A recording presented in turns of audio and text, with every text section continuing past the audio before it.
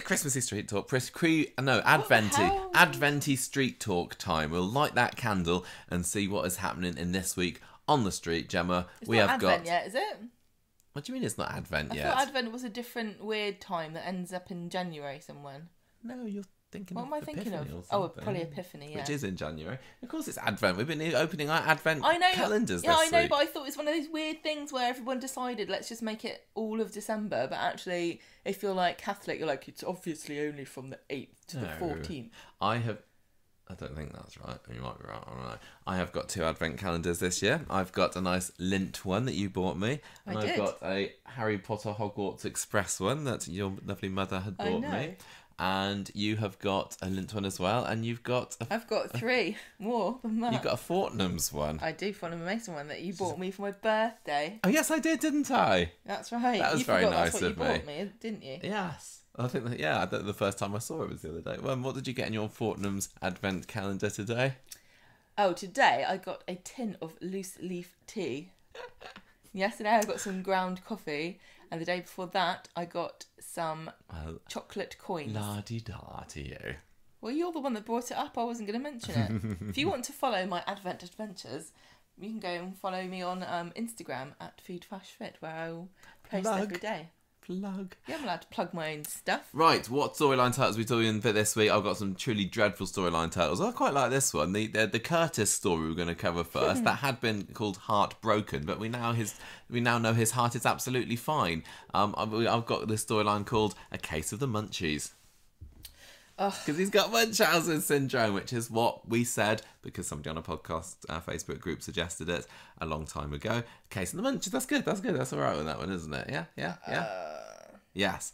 I want to talk a little bit about the Kelly story then, because that leads into the stew being around, and then we've got the Zeedan story. I come up with some other titles for this. We have been calling it I'll Have Zeedan Payment Please, which is always terrible. I also thought, because he's working for Hashim, we could call this story A Right Hash Job. Yeah? Or Hash and the Cash. Right. Yeah, maybe. Or maybe get I don't know what you want from me, because I feel like... Laughter. Raucous, uncontrollable laughter. I feel like you sort of do it stupid on purpose, and then you say something like that, and I think... Okay, right, Grace storyline, yeah, Gemma. I've called it, because this is also about cash as well, isn't it? So I've called the storyline Grace Money. Like if you fall over and you're like, Grace Money. Grace Money. I'm sorry. I told you that was terrible.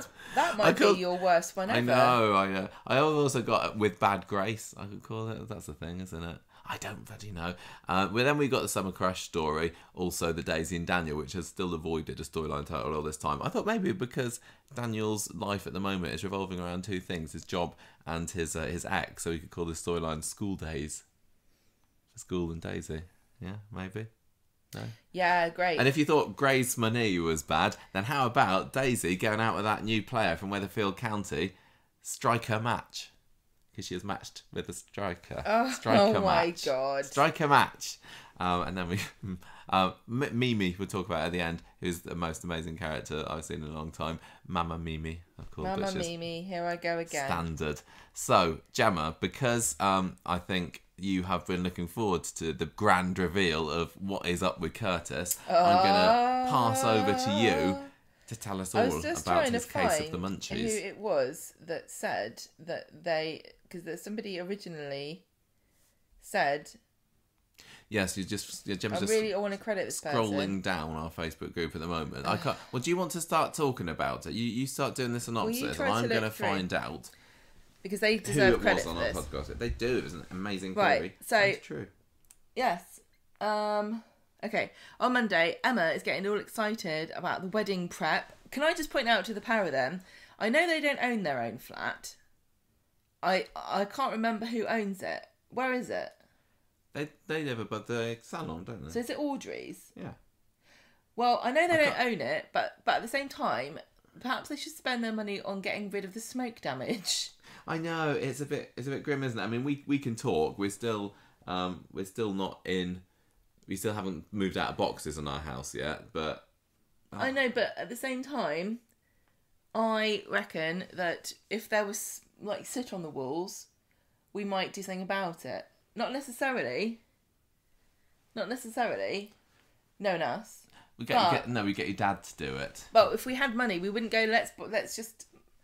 I would ask whether your dad could do it, and then you'd get mad at me. Yeah, I'd say it's not your slave. But your dad would do it. Yeah, that's right. It's not your dad. It's my dad. Okay. If I had a house by myself, I'd do it. We found on the Facebook group while we were talking very slowly there and pausing because we were playing around on the iPad who it was, Gemma, who came up with this theory. We have actually Heather. Oh no, Heather said on the 1st of December that she reckoned it was Munchausen syndrome. We've been saying that but for ages, weren't we? Ian I think was the first one. Yeah, it was Ian. To say on our Facebook group that he reckons that this is the 4th of September that he said this, so 3 months ago.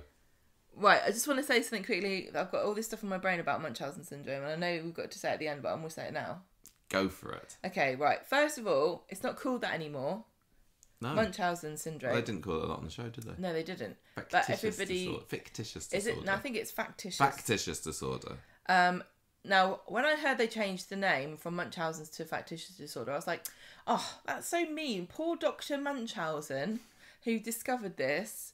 That's so cruel that now he's just being But that's not what it's called after, is it? It's named after a fictitious baron who was Or is it a based on a real baron? person who was very boastful and always said that he got up to all kind of stuff when he didn't. Yeah. And if you went to Tenerife, he's been to 11erife. That's a joke. So they changed it because it's a bit misleading. Next week if you like. It's a bit misleading, and it's also a bit cruel to name after a fictitious liar. It's like naming it after Jim Carrey's character in Liar Liar. Anyway, now a lot of people keep saying Munchausen's, which I'm sure is fine really to call it that if you want to, but by proxy is when you do it to somebody else. So they want to change that to medical abuse because that's really what it is. Normally it is it's inflicted upon somebody by somebody else, normally a caretaker, normally a woman, who will it's like a mum making out the kid's sick. Yeah, inflict pain or make the child ill to get attention. And it was popularised by the movie Sixth Sense. I was like, 7? It's not that, is it? The movie Sixth Sense. But was the sense really sick, or it just been made to think it was? No, that would be hypochondria. Hypochondria is where you think you're ill. Factitious disorder imposed on self, which is what he has, is when you're convinced that you make yourself ill to get attention, or you pretend that you're ill. So there's two different methods. You either pretend, or you actually inflict it upon yourself. So you fall over, hit yourself, cut yourself. Yeah, make yourself poorly. Take medicine to make yourself sick, and so on.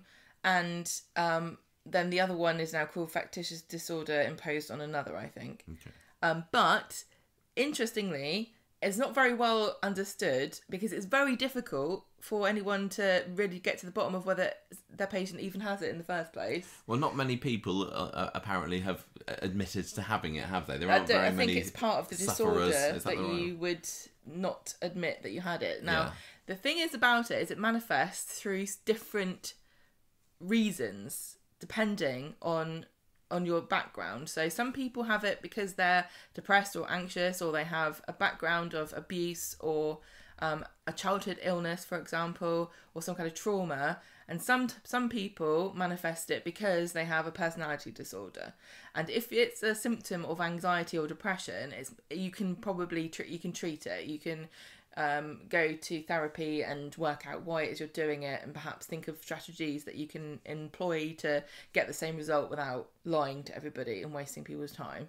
But if it's due to a personality disorder of some kind, like borderline personality disorder, it's very, very difficult. Well, I don't think Curtis has to worry about that because he hasn't got a personality. Well, this is the thing, right? Because Curtis has now been unveiled as having this. And now I'm wondering, because I read up an article was posted, Chad and Rebecca sent it to us on The Sun about this. And it was in the Mirror. Oh, right. Well, they're the same, aren't they? Except one of the red tops. And they were so they were talking about how they put a lot of research into this story, and the guy who plays Curtis, which we don't know who. Retford, maybe. What? Anyway, if I mumble it, it's definitely Sam? right. Yeah, Sam. He spent a lot of time talking to people about it, and doctors who have done a lot of research into it. So, because of that, I'm wondering whether they're going to give him a backstory that explains why he now has factitious disorder. They talked when he was in with the doctor. They said that the scar on his chest from when he had a bit of heart surgery when he was a kid. So that's one of the things. That's one of the things that you can trigger you if you have a childhood illness. So I guess, I mean, I haven't read why that would be, but it would make sense that you kind of remember having lots of attention when you're a child. Yeah, maybe. Maybe he wants to scam another wish out of the Make-A-Wish Foundation. Yeah. Maybe he got to go to, like, Disneyland. Yeah, and he wants to go back again. Now he's heard that, because he maybe really loves Harry Potter and he wants to go to the Universal Studios tour, and he just missed it when he went last time. Or maybe he's like, no one told me about Disney World. Why did you let me go to Disneyland when there was a Disney World? Disneyland's rubbish. I feel like I messed my wish up. Right, where are we at? Sorry, anyway, I just wanted to quickly say that because just prefacing it's very the fascinating. synopsis. Honestly, really fascinating to learn about this, and to also see how Coronation Street is trying really hard to make this kind of delicate and be sensitive to it. And the guy who plays Curtis here is sort of, I hopes people feel sympathy for Curtis, blah blah blah blah blah, which is very weird because it is a very soapy, made up sounding issue, isn't it? Like, it sounds fake. It's like the sort of thing that you put in a soap. Yeah, and when you read about it, it's like, really, that sounds a bit weird. It's difficult to sympathise with people with it, which is unfortunate. And I'm trying my best to understand it, and I can sympathise with it, but unfortunately the problem with it is that it takes time and resources away from people who are actually sick.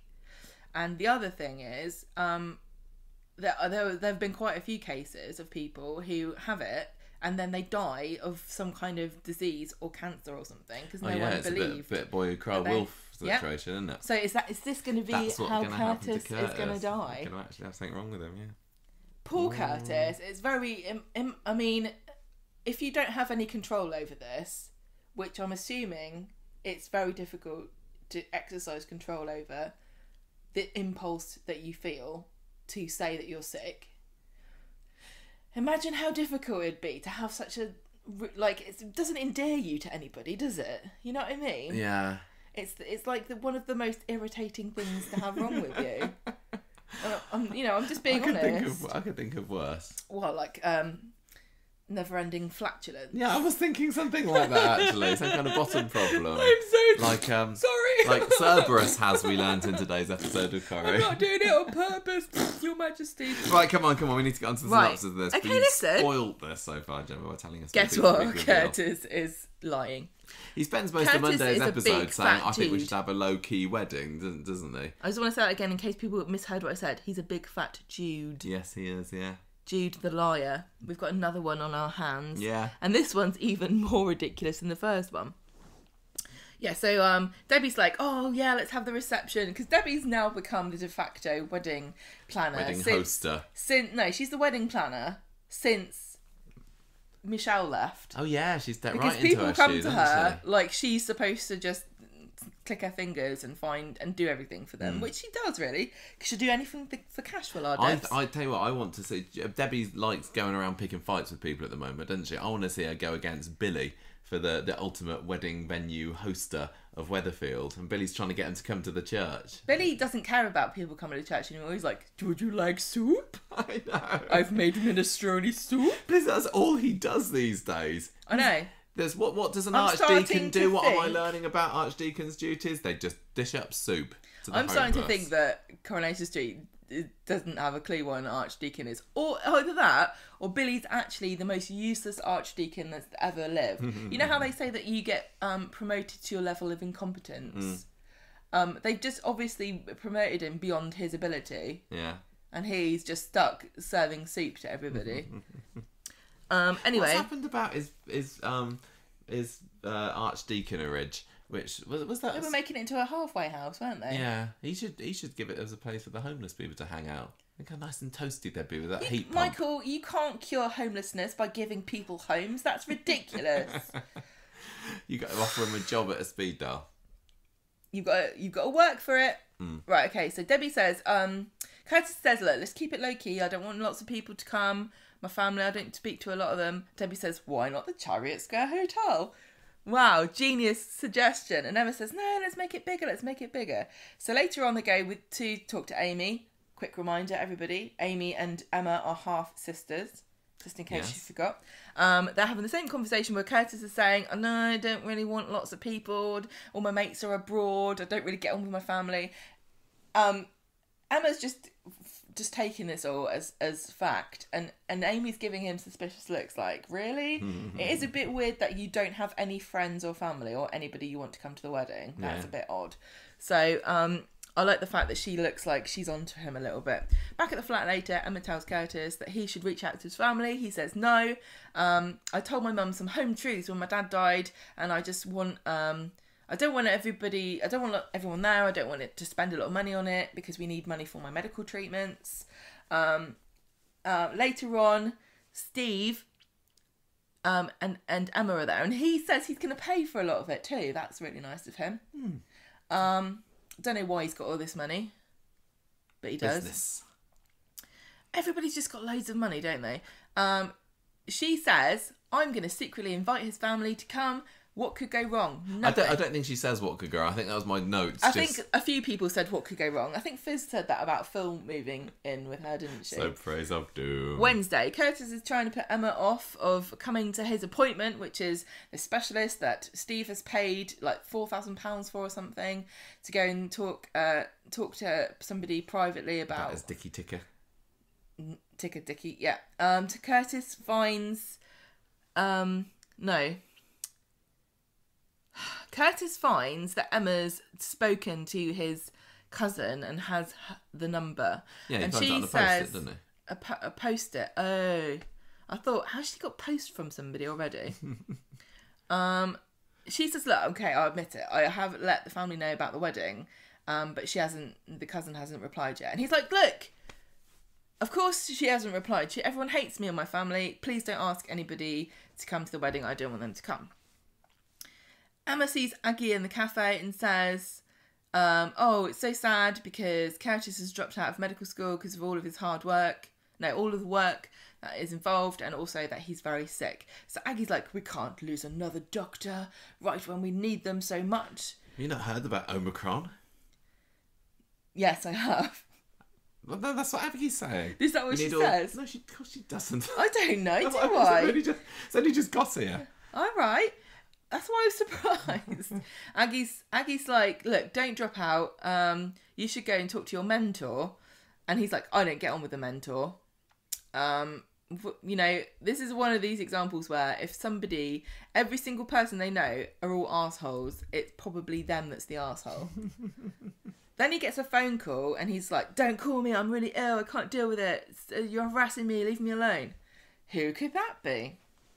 Curtis and Emma go to the hospital waiting room. We have a little chat here about how awful it is that people can bypass waiting lists if they've got enough money. Like capitalism has just been invented in Weatherfield and nobody heard of it before now. Mm-hmm.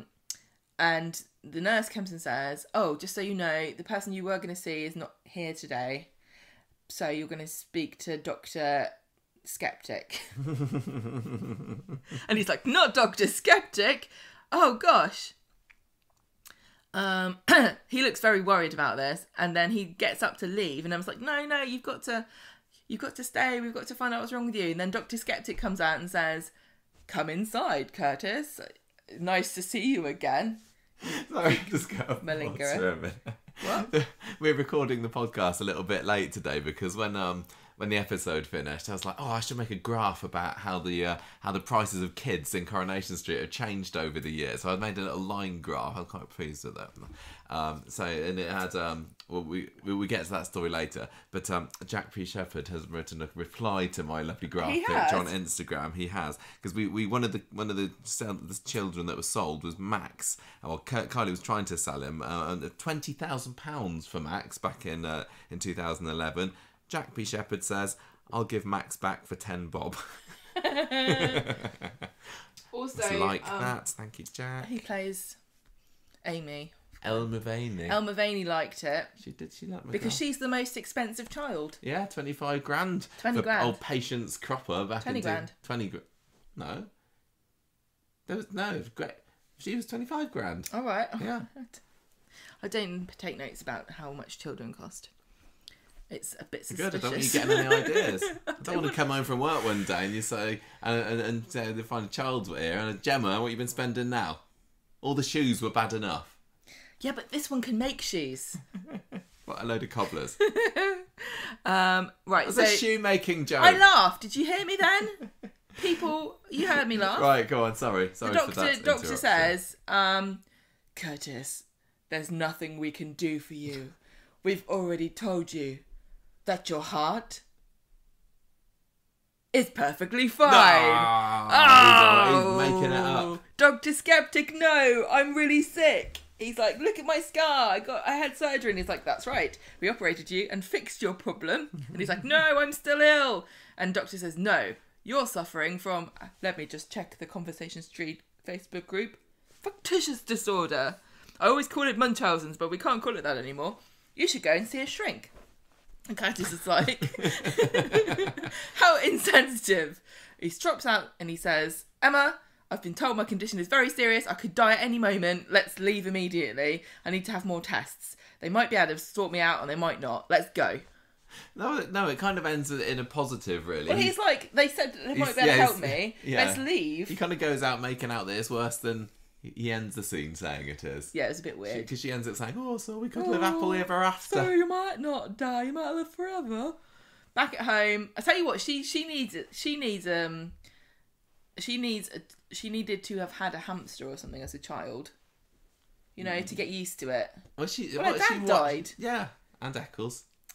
Yeah, she's bad luck. Somebody should warn Curtis. Yeah.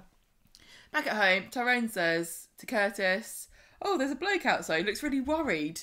And I told him that you were here because I thought, it can't be the police. All right, Tyrone, whatever.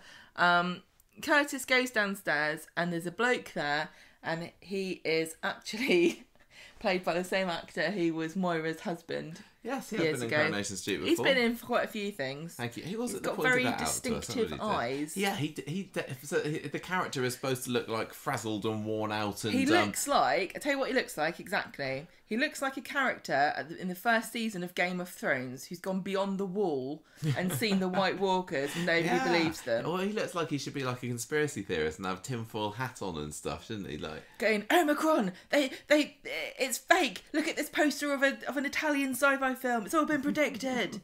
It's fake, but it was made in China. Yes, back in 2017, I think it was. He played Moira's husband. Moira, we miss you. And the story that he was brought into it is there was a fake vape scam going on at the medical centre. Do you remember this? And yes, or a fape as they call it. And Liz met up with I can't remember what the scam was exactly. But Liz I don't remember. People thought that maybe Moira was trying to scam Liz or something, but it turned out that it was this bloke who then turned out to be Moira's husband.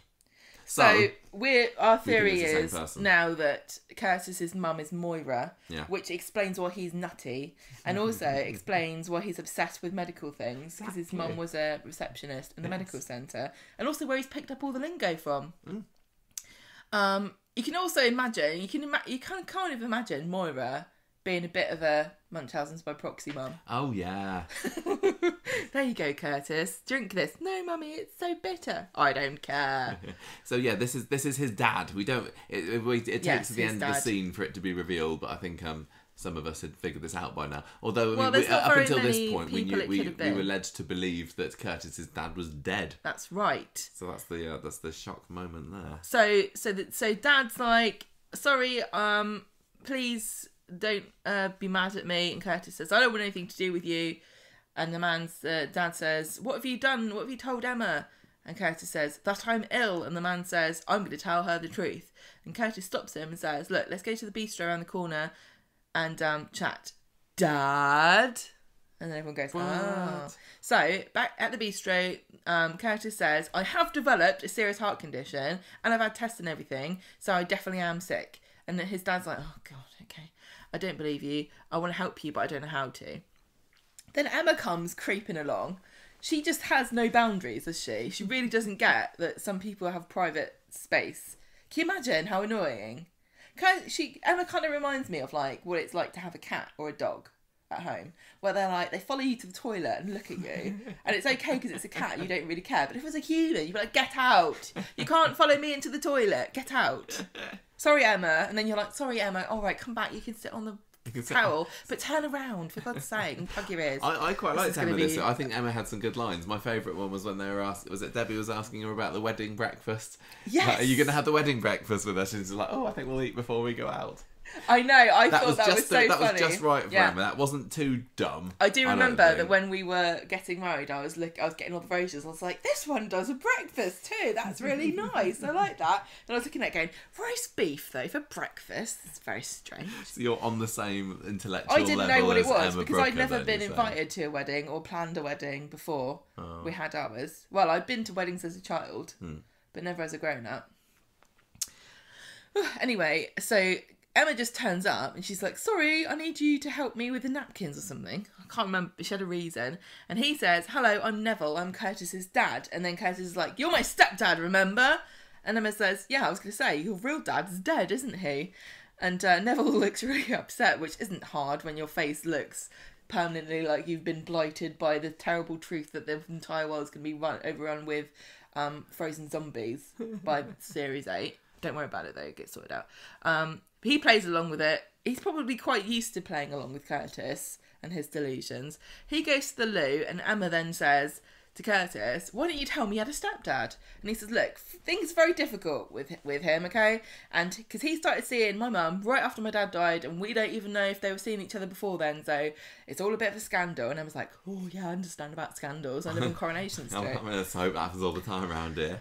Then we have a scene which I find really annoying. I don't like these stupid scenes where the factory people go, we can make your wedding dress, and the person's like, yeah, just design it as well. Those are two different things. I never knew that Sean was such a great artist. Did you see his lovely swishy picture? I like the way he just drew a lady. I didn't actually see any graphite coming out of the pencil. He just drew a lady and then he drew loads of lines coming out the bottom, like this is a skirt. It's like, yeah, I know, Sean, and the concept of a skirt is not lost on me. See, I think that was probably just drawn by Coronation Street's resident artist Molly Cragg. Is that, I think? I don't know, but she does all of Nina's drawings. I wouldn't ask anybody to make. This is the same as offering to make somebody's wedding cake.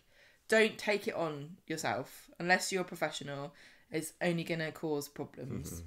Hayley made a good few wedding dresses in her time, didn't she? I know, I don't believe it though. I think it's ridiculous. It's just... Nobody makes wedding dresses for people, let alone designs them from scratch. I can imagine... I don't think they're going to go down this route, but Emma having some kind of massive pink frilly... Frou princess, like kind of Alice Tinker. Yeah, Alice Tinker, with exactly. Like a lights on it. Neville tells Curtis if he's not careful he's going to lose Emma and she's going to be like all the friends he's lied to over the years, and he needs to tell her the truth and maybe she can help him. She's going to be so confused and upset when she finds out he's a big liar. On Friday, Emma urges Curtis to rebuild bridges with his mum and tell him about his heart condition, which is what he says he was talking to Neville about. And then Neville tells Curtis, come home, I'll get you a new therapist, we'll sort you out. And Curtis says, no, actually, I'm leaving. I'm going somewhere, you'll never find me. Stay away from me and leave me alone. And then Curtis says to Emma, I've decided I'm not going to tell my mum that I've got a heart condition because she'll get really sad. And then he tells Steve that he's been talking to his stepdad and he was telling him that he's a rubbish son. And he hates him and he acts like he doesn't have a family. And Steve says, well, I'd be proud to call you son. So they're kind of embellishing this a little bit here because factitious disorder isn't really the same as compulsive lying, which is what Curtis is doing. Yeah. This makes me think that it's due to a personality disorder. I think what they're doing is mixing a load of stuff together. Well, I suppose, like with many disorders or whatever, there's different versions of it, and it affects people in different ways, aren't they? Yeah. Yeah, I know. But the thing is, so what we see from Curtis is, I think that Curtis really, really does think that he's got these things. He's not just saying it. No, can I just? Yeah. There are different types. Yeah, but he's not saying it just to get attention, I think, which is what, again, sometimes we've said some people you've read about do it too because they like people looking after them. Point out that there are 3 different things that are very similar. There's malingering, which is where you pretend that you're sick so that you can gain some kind of benefit from it, like not having to go to work or Oliver's charity money. Getting money like Scylla did when she said she had cancer. There's hypochondria, where you believe that you're ill but you're not. And then there's factitious disorder, where you pretend that you're ill or you make yourself ill. Okay, those are 3 distinctly different things. Well, Curtis is being sold as factitious disorder, isn't it? Yes. Then? So he's not just a massive hypochondriac. No, it's not the same thing. So I think Coronation Street's getting a bit confused, and I also think they need to pick: does he have this because he is traumatized from a childhood illness or some other reason, or starved of attention or something, or is he doing it because he's a compulsive liar and he has a personality disorder where he can't, the way that he relates to people is fundamentally flawed in some way that is beyond his control, and he can't really foster healthy relationships, which is what it seems like from his compulsive lying. That's what it seems like it is. But you can't then, because the thing is, the red herring to me, or the clue that's making me think they've got another different backstory for him, is the scar that he had.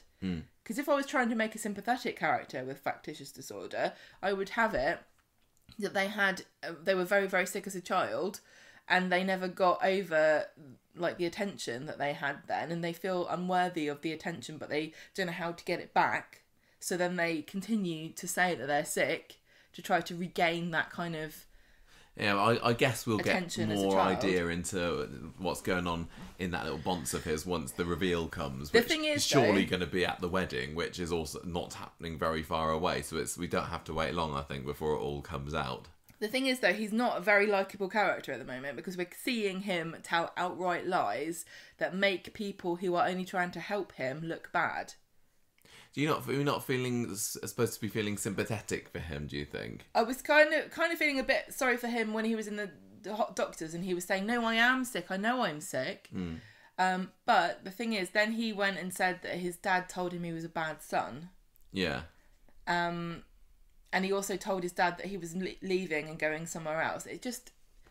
They're all different things to what factitious disorder is. It's like added on the top. You know, I've had problems with hypochondria in the past, I would say.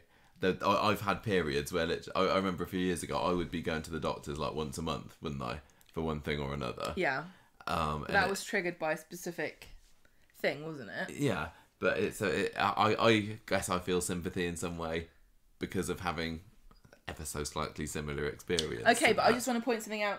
Wait, I didn't make things up. I just want to point out to you that people like Curtis, and I don't want to stigmatise people with this, because I've already, I understand that it's not always within your control, and it must be very, very difficult. But I always want to point out to you that people that have this muddy the waters for things like hypochondria. Yeah. And also the other thing is there's another strand which is not related to any of this, which is where people seek opioids or drugs and pretend to have something wrong with them so that they can get access to prescriptions for things that they don't necessarily need. And doctors are very hesitant sometimes. If you're a certain sort of person, you know, if they kind of what's the word, clock you, and they think this person is, you know, this kind of a person, Yeah. I'm going to think that they're trying to score drugs off me. Mm. Well, whenever we've seen Curtis go to the hospital, he's just come back with some paracetamols and stuff, hasn't he? They're not going to take you seriously. So it adds to suspicion and a bad relationship with doctors and patients. If a doctor's suspicious of you and they're like, I don't believe this person is really is telling me the truth, or I don't believe this person has anything wrong with them, then they're going to be like, are they a hypochondriac? Are they seeking drugs? Or are they suffering from factitious disorder? Or are they malingering and trying to get time off work or something? Yeah. So all of these things, these reasons make it more difficult for people who have genuine problems to get access to help that they need. And additionally to that, the NHS is under a lot of strain, as are healthcare systems around the world, because of COVID, because of the backlog of problems that are caused by having to wait for treatment, because people can't get in to see doctors. There's not time for people who are lying about what's wrong with them. Well, thank goodness there aren't very many people that have this. No, I don't know what the rates are of it. There's another sort of person as well, like they're saying like online Munchausen's or factitious disorder, where people on forums say, I'm sick, I'm dying of cancer, and they try and get apparently there was somebody did a survey about deaths that had been reported. I think it was LiveJournal did like a survey of all the reported deaths that they have been told, you know, so and so users died or whatever. Only 10% of them are real. Really? So quite a lot of people go online, and it's much easier. It's so much easier to to lie on the internet and say that you're sick and get. People don't know. That's all you need to say, isn't it? Well, why would anybody? Lots of sympathetic people, lots of gullible people online. It's not really gullible, is it? Because, you know, I would call gullible somebody who has all the information in front of them but doesn't really reach the right conclusion. Whereas, like, you have to, you can't be like, I don't believe you. Are you sure? Because really, who would lie about having cancer or? And there is even a specific sort of factitious disorder, which is to do with having a heart condition. Oh, okay. Which is how it's manifesting for Curtis. Say that is wrong with him. I guess it's because it's a relatively easy thing to say that you've got, or like, oh, it didn't pick it up, and like young people can definitely die of a heart condition. So thinking back recently, you know, when he was pushing the car a couple of weeks ago, and then he kind of collapses in the middle of the street. Remember? So what are we to believe that happened to him then? Did he like feel like a bit of a twinge and go, this is, you know, I feel like I'm having a heart attack, or was he pushing it and thinking, this is going to be a good excuse to get some sympathy, or what do you think was supposed to have been going through his head at a moment like that? Well, the thing is, you keep confusing it with hypochondria. I know. And it's not. So if he actually has factitious disorder, then he's faking it. So I just want to go back to this article that we were talking about. It's from the Mirror. It's by Sue Crawford, and it's about a lady called Cindy Buckshon, and she's written a book about this. So that's why she's come out, I think, to say that she's got it, because she's trying to sell this book. But she's talking about how what she's done. Like, for example, she ate a whole tin of Tiger Balm to make herself ill. She faints on the floor on purpose. She collapses. Yeah, she says she doesn't put her hands out to cut. And the thing is about it is that she causes herself physical harm. Yeah, has Curtis done that? I don't think Curtis, as we've seen, really harm himself. It's more just like, I feel sick. Oh, I hurt myself. Yeah. So, yeah.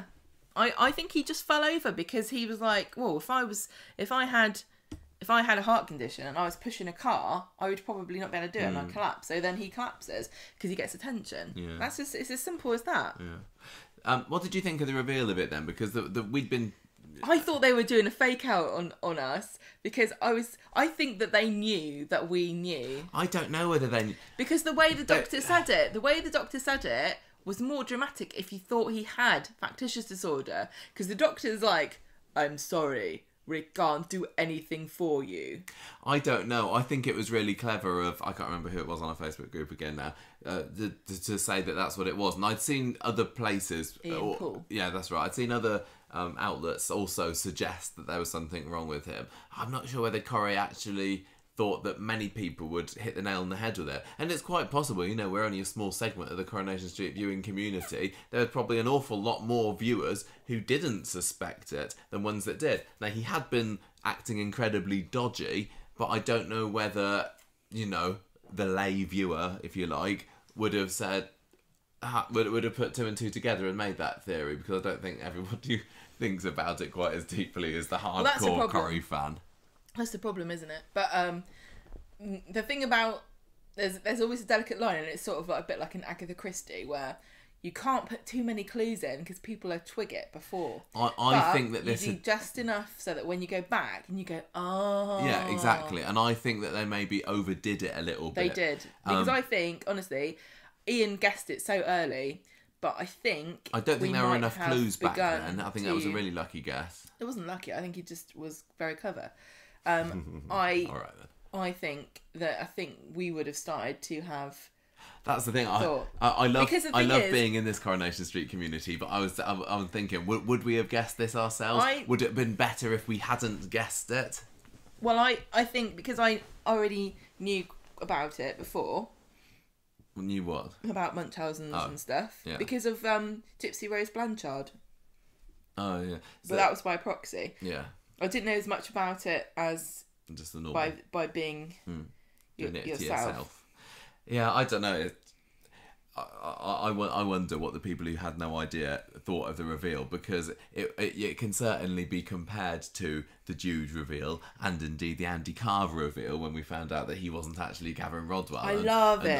I think both of those, definitely the Andy one, because I remember that vividly. We had absolutely no idea. They didn't have him looking really suspicious and going, my name's Gavin or anything. It just came completely out of nowhere. At the end of an episode, we see him pick up the phone, doesn't he, and saying, "I know, I'm love Gavin. It. I want to speak. No, I want to speak to Gavin Rodwell. I prefer it like that. What is it about that? Coronation Street? Like, Coronation Street is actually government propaganda to warn us, specifically young women, away from hunky-looking young blokes. It's like, watch out, they'll get you pregnant, and they're lying. I mean, there is... And I agree with that. I think you should be aware. It is nice sometimes to be able to guess and then find out, I was right, and then you kind of feel clever about it. But I prefer when things like that come out of the blue, but then, like you said, you can look back and put the pieces together. But more so than anything else, I enjoy the process of trying to guess what is going on. Mm. So I just enjoy what we do on the podcast and the community and talking about what's going on here, what's happening, and I like coming up with theories. Like, for example, my amazing stew theory, which I will tell everyone about later. So the other thing about Andy and Jude, actually, is I think both of those characters were fairly bland and dull before their main reveal happened. Especially Jude. I can't remember much about what we thought about Andy. Did we think that he was boring as well? Well, he's kind of very bland, isn't he? Blandy. He was bland. Yeah, Blandy. What did people used to call him? They didn't call him Blandy. I don't know. There was a name. Well, I have to think. People used... Yeah. So anyway, is this going to make Curtis more interesting? No, I find him very irritating. It couldn't make him less interesting, to be fair. But I find him so irritating, and I'm struggling. I'm struggling to sympathise with him, and I really am trying my hardest, but I just cannot really find it in myself to feel too bad for him, because he's a time waster and he's using resources and he's spending money that doesn't belong to him. And I know that he knows deep down that he's not really ill. And he's being offered help. That's the other thing. It's just very difficult, because I do understand that there are some things, mental issues that you will have where even the idea of having help is part of your disorder, that you will reject the offers of help. And I know it's really difficult, but I'm being honest and I'm trying to not pretend to be a virtuous, nice, good person when I'm not. I think I just want to slap him. But at least it gives you something to cling on to when you're talking about his personality, because we said before he didn't have much of a personality before now. Will it suddenly start to develop? I think this storyline this week was the most interesting it's ever been. So that can only be a good thing. And I think the same I'd say for the Zeedan storyline, which had been fairly dull up until this week. And yes, it was a bit out there what happened today, but I was more invested in the Zeedan storyline this week than I had been for a while. So I guess they're doing their job there. It's very strange to me that people are... I mean, I understand that there's a child involved, but people are a lot angrier at Grace than they are at Curtis, and they're both manipulating people in a similar way, as far as I'm concerned. Lying, cheating, scamming money out of people, and Curtis is kind of getting a bit of away with it a bit more than Grace. Because there's a kid, and probably also there's a bit of sexism going on. Where women are supposed to be virtuous and lovely and great mums and stuff, and if you're not, you're the scum of the earth. No, I think it's more just that it's like Curtis has got factitious disorder, so that's the thing. Whereas Grace is just a cow. Bitch. Although Aggie did suggest to her today, didn't she? Are you sure you're not suffering postpartum depression here? Postnatal. Postnatal depression. So what's the difference? Don't ask me. Okay. But then Grace is like, no, I'm just evil and I don't like children. We'll talk about it when we get there, but wow. So I wonder whether Curtis is going to get more interesting, and also whether he's going to stay in the show, because the reveal is imminent. I think people are going to find out soon. This wedding is happening this year, as far as I know, and surely that's the place for it all to come out. If it does, what's Emma going to do? Is she going to accept him? I get a feeling that she's going to be shocked, maybe put off the wedding, but eventually go back to him because she loves him, and she's a bit of a pushover, really, isn't she? And I can see lots of people saying, "What the heck are you doing?" Like Steve, I think that he's going to not support Curtis. It really all depends on what it comes out, what reason he's got. If he's got a sub-story and a logical explanation, and also therefore a route out, it's going to be easier to redeem him. It will be, but I still think I think there's definitely going to be some characters that will be telling Emma, you need to give him the heave ho. Oh yeah, of course they would. Nobody in the right mind would say he'll grow out of it. Yeah, but do you think that Emma is going to stick by him because she loves him? She's very She's going to have a bit of a cry for a bit. She'll cry and she'll go, "Why would you lie about that, Curtis? I was so worried about you. But then she'll understand. I couldn't sleep." And he'll be like, "But I was sad as a child. The thing is, scar." And she'll go, "Oh, you suffered so much. I love you." I still don't see Curtis as a permanent character. He feels very guesty, doesn't he? He does a little bit. But then again, in which case it would suggest that she is going to get him given the boot. I can see him just like staying in the show and being boring and just working at the bistro and never saying anything ever again. It feels like the route for his character to leave, if Emma does decide to keep him, is that he does actually get something and people don't believe him. Yeah. I mean, that kind of writes itself, doesn't it? So maybe he is going to end up dying tragically at some point. Maybe this wedding is going to be cancelled because it all comes out and then they reschedule it for next year and he actually dies on their actual wedding day. Wouldn't it be kind of funny if you had factitious disorder but you also had something wrong with you? But you didn't know. And then it was just coincidence. Would it cure you if you had factitious disorder and then you developed a heart condition and then they fixed you? What I want to know. It wouldn't, would it? What I want to know is if you've got this. No, I am. Carry on. I was just thinking, what I want to know is if you've got this, is can it be managed and cured? Can it go away? I've already said about this. What did you say? I said at the beginning, it depends on why it is that you've got it. Okay. If you've got it because you're depressed or anxious, that is something that can be managed and you can talk through it in therapy, or you can perhaps manage it through medication or something. If it's a manifestation of some kind of transient mental issue, then it's fixable. So if you've developed it because you've got some kind of horrible backstory, like my mum had cancer and, now I think I want attention, whatever, I don't know what the reason would be, maybe you could talk through it. If you've got it because you've got a borderline personality disorder, and you can't really relate to other people in a healthy manner, it's far more difficult to manage, because those kind of personality disorders are a lifelong issue, and you have to always be managing it yourself. And that's the other thing. You need to be motivated yourself to constantly almost be vigilant about yourself and what you're thinking and why you're thinking it. And that takes a lot of time and effort that not necessarily the sort of person who have a borderline personality disorder would be interested in putting in that kind of... I wouldn't be able to police myself and my reactions and interactions with people as intensively as that. It's a very difficult thing to expect of anybody. And I don't want to stigmatise people who have any of these things. It's just it's a very harsh, true fact that these kind of issues are very difficult to manage and very difficult to live with. That's just a fact. All I know is what I don't want to happen is for him to stay in the programme and then it just kind of gets forgotten about that's what he's got. Yes, like, a Craig Tinker yeah, sort but what of I'm thing. saying, it is possible that it could be, and it wouldn't be unrealistic. It's not the same as Craig's OCD, because that is a lifelong issue. Yeah, but I think that if that is the case and it does just go away, yes, okay, maybe that's realistic, that can sometimes happen, but the viewers will still be saying, hang on a minute, hasn't he got this? I don't know. But I'm not particularly interested in him staying in the programme anyway. He's more interesting now than he was last week, but I don't see him with a long-term future on Corrie.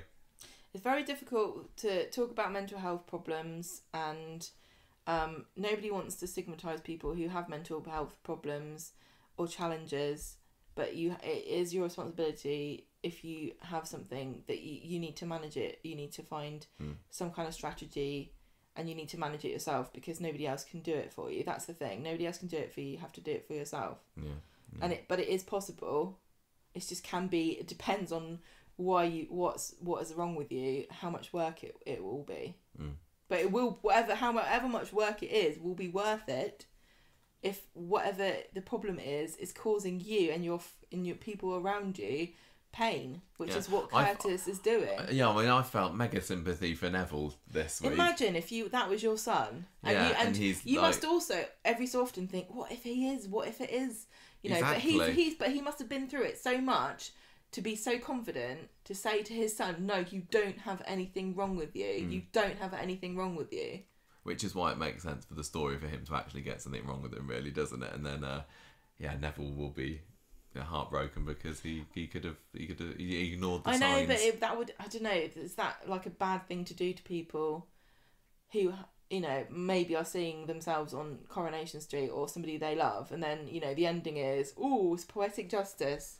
You know what I mean? It's not really a pleasant thing to have. Well, I mean, sometimes Coronation Street does start off stories starts well. Off like then, really virtuous, and then it goes, let's just throw him in the canal. Let's have drama. Yeah. Okay, let's move on, because that's taken a whole hour. No, not an hour, 40 minutes or so of that story. But we need to get on to what Stu's been up to this week. So I'm going to take the next two storylines with him getting on there. I'll get my cider. You get your cider out. If you heard a funny noise earlier, I did make a weird farting noise with the drinking this out of the bottle. It was a bottle, everybody, not a bottom.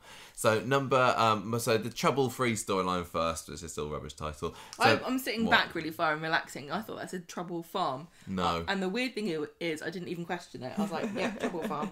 So Kelly is still out, and is she still on the streets? Or is she back now? No, she's not. Last week she was accepted back into the bosom of Coronation Street and allowed to live at number 7, wasn't she? So Nina is fretting at the beginning of Mondays. Now she's handing out the keys to the city to people. That's right. Nina is trying to get hold of Roy on the telephone, and she like, Senor Cropper, but to no avail, alas. She wants to know how long to defrost sausages for. Yep. Did you hear about that bloke? No. Who killed somebody with his shepherd's pie? No, I did not. Welcome to England, everybody. A man killed an old lady, a 90-year-old old woman, and made 31 people sick at a church charity event or something. No. He made shepherd's pie, and he didn't cook the mince properly, and then he put it in an ice bath, and then he took it out, and then he didn't cook it again properly, and He killed somebody. This is why I was saying to you, for Thanksgiving, I made a chocolate pie, and it went a bit wrong, but I thought I fixed it. And then Michael kept eating it and telling me I had a bad stomachache. And I was getting really so bad on Sunday night. I felt I was going to be sick. This is my worst nightmare: is to give people food poisoning. Yeah, but I still took it into school the next day. I know, you took it and you ate it. Nobody complained. Maybe they were being too polite. You took it and you ate it again, and you gave yourself another stomachache. And then the third time you did it, you told me that perhaps you should probably stop eating the chocolate pie. And I said, throw the rest of it away. Nice. And you went, I've eaten it all. It was so nice. Well, I think those people should have got Leanne to make their shepherd's pie, because I hear she does a good one. She puts... Do you put tomatoes in it? So, no, I put salmonella in mine. We see a little bit of Amy's reaction to Kelly being back out, don't we? Because she's clearly got no time for her when she sees her. Amy was just full of sass this week. She's like, love it. Curtis, bad. What's her face? Bad. Yeah. What's her name? Kelly, bad. Yeah. Not having it. Kelly goes to the furniture shop. She's a little bit sheepish because she wants to go and see Gary, her saviour, and she says she's looking for a present for a mate. Yeah. And Gary's there going, "Oh, you're the person that I saved with my £7,000 kind donation, but I can't let you know it was me." And Maria sees that Gary's kind of going, "It's Kelly." She says, "Don't get involved with her. You killed her dad. It's probably not worth the aggro." So he doesn't listen to her. He's bought her lunch later on. He sells her a horse brass. Oh yeah, he does, doesn't he? A little. What is it? What is a horse brass? I didn't really get that. What do you do with them? Is it like a medal for horses? Yeah, you give it to the horse and you go, "You're the bestest horse in the whole wide world, and I love you." No, it's just, it used to be a decorative thing for horses, bridles and things, I guess, and then now they're just trinkets. Okay, yeah. So Maria's telling him not to get involved, but the next scene you see, he's bought her lunch, and Maria's offered her a job at the Trim Up North. So nice powers of persuasion there from Kelly. So Kelly, yes, Kelly. Oh, I thought you were saying that Maria was bad at persuading Gary to leave her alone. Well, that as well. Yeah, that doesn't bode well for her election campaign, does it? She's like, vote for me. All right, don't then. Landslide for Sally. So Kelly brings Stu this horse brass, and he's pretty chuffed with it. Well, he's like, "Oh, great, I'll put it on the mantelpiece." And she's like, "I thought you could put it in your pocket." And he's like, "Great, yeah, this is exactly what homeless people need. Tat." I think that they need to get another gun back on the street again, because it's been, a couple of months since we saw our last one, and somebody needs to shoot Stu, and it just ricochets off his horse brass in his pocket. I thought you were saying he needs one for self-defence. No. If I was homeless, I'd rather have a gun than a horse bra. What are you going to do? Just throw it at somebody? Leave me alone. Fuck him over the head with it. Anyway, she also remarks on his cough, which he swears he's fine about, but she doesn't look at everyone. Kelly goes to a job at Trim Up North. She's just a little skivvy, isn't she? She's sweeping up hair and stuff. The thing about this was weird, is that Maria was basically not just offering her a job, but like an entire career path. I know. For the rest of her life, because being a hairdresser is a pretty good job. If you like to talk, if you're a people person. If you look at lists of happiest professions, hairdresser is always in the top 5. Most happiest people are hairdressers. I don't know why, but she's not. But it's not like the same as, would you like to come at the corner shop or like work at Roy's or something? There's no career progression there. Kelly, give her 10 years, she could have her own salon. She could be the next Natasha Blakeman or Vittel Sassoon or who's the flame-haired one? Oh, Claudia Colby. She could be the new Claudia Colby. Probably could run into town and go, "Darling, I love your hair. You couldn't take over my empire. I've got no children." Well, I thought it was funny as well that Maria, again, one minute was saying don't have anything to do with her, and next she was giving Kelly the keys to the place. Yeah, literally. Very trusting, she's like, Maria. Right, you've had one day. You seem to be able to know which end of the broom to hold. So I think now's the key. Here's the keys. Open up for me, because fancy a lion tomorrow, actually. Yeah. But Kelly ends up using it as an excuse because she's such a good egg, giving Stu a place to stay for the night. Gets to bed down with Vin Diesel the Weasel. Another extreme and obvious lack of logic or the ability to make any good decisions whatsoever. Like, we know that Stu's a good bloke and he's been nice to her and everything, but why on earth? What a stupid thing to do. I understand that she wants to help him, but He's a decent bloke. I love Stu. I know he's a decent bloke, but you don't, like... You don't let a man that you don't know live in your place of work that you work there for a day. No. And give him the keys and be like, don't go in the till. Another thing, you don't know why he's homeless. You don't know, he said that he's fallen on hard times, he lost his job and he lost his house. A lot of homeless people also have substance abuse issues. There's a bar in there. If he's an alcoholic and he's trying, he's on the wagon, and he's trying to turn his life around, you're just giving him keys to a free bar. That's true. I was thinking that I thought the story might have gone another way. There's been a couple of times that I've feared for Stu's life this week, and I did wonder whether Maria was going to go into the trim up north the next day and find Stu dead on the motorbike or something. It's like watching Final Destination with Stu, isn't it? It is that cough. That cough is not nothing. He's gonna die in a fire. He's gonna die of a cough. He's gonna drink himself to death. He's too lovable to stay alive. Fall onto the weasel and get stabbed with its teeth and get sepsis. See, I must admit that I'd seen the spoiler that there would be a fire in this week's Coronation Street, and I was wondering whether the fire would be at Trivet North. And I was kind of excited to see Vin Diesel, but also singed. I didn't. Yeah, singed Vin Diesel going with the flames going. I knew I'd come to a savage end. So let's go to the Zeedan stuff now, because that's just establishing how Stu got back on the street. So can I just say, I reckon I know Hashim says that he hates Zeedan because of how he treated his daughter and he stole money off him. But I just think he hates his hair.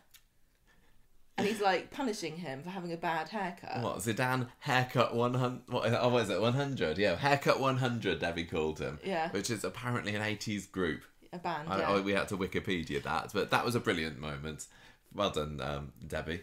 Yeah, I just think that he's persecuting him in the name of. I feel bad for hairstylists. I feel bad for Kazim Akhtar, because I assume that that's his chosen haircut, and now even the script writers are making fun of him like the viewers are. Makes it worse if he chose that. Oh dear me. Anyway, so he's still doing his shady dealings on Monday. He's got his bag of money. He's got his van. Ryan's hanging around there. He wants to know what Hashim's doing around him. Can we just say as well, the actor who plays Hashim needs to tone down the facial expressions, because he's over egging it just a tad. No, I don't think so. I think he is a very campy villain, and he is like, what's the name of the guy from? I've said he reminds me of him before. Fring from Breaking Bad. Yeah. He's like him on crack. Do you reckon? Yeah. So, or maybe it's like taking his own. If the story ends with Hashim's face sliding off, is it meth that they make? Yes. He's a methed up Fring. If I'm scoring this out of this week. So Alia is waiting in the pub later for Ryan. Nothing really happens there. There's kind of it will they won't they with Ryan and Alia, but it doesn't really go anywhere, isn't there? And what else we have? Oh yeah, Zeedan goes back to his van later because it's the Christmas market on Coronation Street this week, which is lovely. I absolutely love this. Well done, Maria, for getting Victoria Street closed. But he discovered that his money's gone. He put his bag of money in the van and it's gone. And this is like this is not going to be the last time that he puts a vast amount of money safely in the van. I know. To come back and it's find kind of his own fault today, wasn't it? Well, it couldn't happen twice. Exactly. Yeah, exactly. The scriptwriters wouldn't do that. Well, this time it's Ryan, because he's been hanging around seeing this bag, and he goes back home and Ryan's there and like, "What's all this then?" And Zeedan says, No, does Ryan say that he's called the police? No, Zeedan said. I'm misunderstanding. I've called the police because my bag of money, my bag's gone. How. Yeah, what are you doing taking it? Otherwise you're going to get arrested. Can I just say one thing quickly? I thought that Hashim, both times this happened, that Hashim is the one that took the money to teach him a lesson, and I still think that he's the one that's stolen his van and the money inside it. I don't know. He seemed quite genuine when he was saying, "No, of course it wasn't me," but. I think it was him. He's a master manipulator. He's a bit of a liar, isn't he? Little bit of a liar, yeah. Anyway, Zeedan, by the next scene, has told Ryan everything, but he says, keep quiet about her, otherwise I'm going to give your name to Hashim as well, and then he'll be hanging around you demanding money in Victoria Gardens. And I definitely don't want Alia to get involved in this. Next scene. And Alia. Okay. Alia walks into the room and says, whose bag is that? This completely... I know. It was She's just like, a bag. Gran will go absolutely bonkers if she A black sees sports bag? somebody's put a black sports bag. I don't recognise that. That down must be suspicious. on the coffee table. I've never seen one of these in this house before. Never even heard Whose such bag? a thing. And we used to own a gym, and I've never seen a black bag. It could be anybody's. Zeedan, don't tell me this is your black sports bag, because I know neither of you would ever be seen dead with a black sports bag like that. Yes. They don't tell her. So she's like, I think there's something fishy about this bag, but I will deal with this later. I'm going back to work. It would have made more sense if the bag had been opened with money in it. Yeah, I know. It was just a bag, wasn't it? I can only assume that house, since poor Yasmin was so traumatised by Jeff making her clean up, that everything is always completely spotless in there. And the black bag on the table is the equivalent of a big red mark. Yeah. Like, that should not be big red there. cross, a big if Jeff Gran cross. sees you've put a black bag on the coffee table, she's going to hit the roof. Never has a bag been more suspicious on Coronation Street than that time that Nick had a sports bag, also full of money. What's that? Why have you got a sports bag? Do you remember that, everyone? Anyway, so Ryan goes back to work. Alia still wants to know what's going on with this bag. And he says, look, it's something to do with Zeedan, but I swore him to secrecy. Why do you care about this bag? Anyway, he tells her. Alia storms home, has it out with Zan about this money laundering, so now she's in on it. She's like, I want Hashim's number. I'm going to phone him up. I'm going to deal with him myself. I'm going to give him what for over the phone. And he's like, look, you are not getting involved with this, sister. I would let her. But okay, go on then. When you... I bet she wouldn't even say no if somebody phones her up to try and get her to sign up for a charity thing. when Alia's alone in speed dial later, Hashim schmoozes down the stairs looking for Zeedan, and Alia says, I know about your money laundering. And he says, well, I'm not going to stop it, it's because you know. He goes off, Zeedan comes down, and Alia's stressing out. So Wednesday... Where was it? It was somewhere in Wednesday's episode, wasn't it? That Alia is like, more money laundering or something. I know, she's like, God. I can't remember what happens. This life of crime. Yeah. So wearing. So, yeah. It's like, this is the second day of you being a criminal and you're bored of it. You're such a boring It's such a character. drag. Laundering money, says Alia on Wednesday. How can Alia make laundering money boring? Alia can make anything boring, can't She's she? like, oh God, this diamond heist. So, Billy comes to speed dial on Wednesday to say, thank you, Yasmin, for making something for the soup kitchen. And then he invites her... With kidney beans. Was it? Everyone's favourite pulse. Then he says, you want to come and help me out in the Christmas stall or whatever, because I'm just trying to avoid my actual stack of paperwork at the Archdeaconry for another day. Got to sign these things about baptisms or something.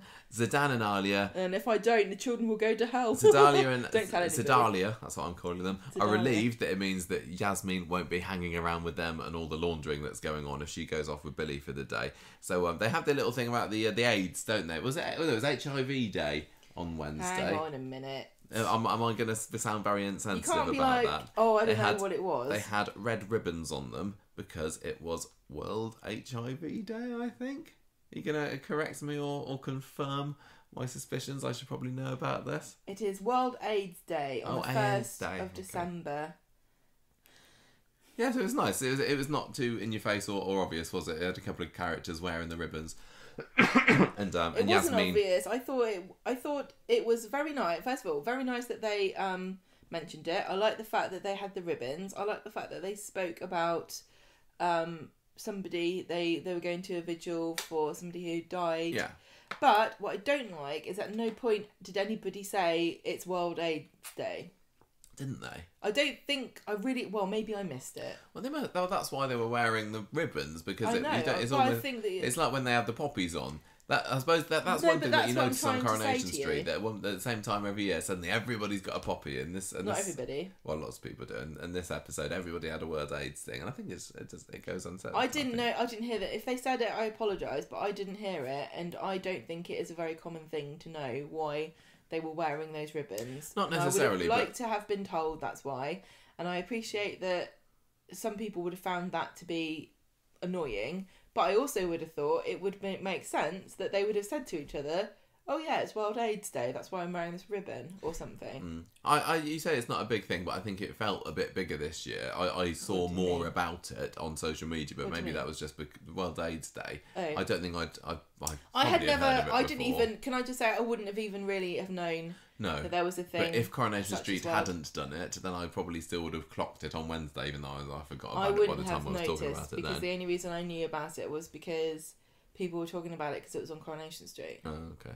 I'm just saying, I'm just trying, like, again, I'm just trying to be honest. I know that doesn't make me sound good, but I didn't know it. But to be like, I don't have very many reasons to be aware of that because I don't know anybody who had it. No.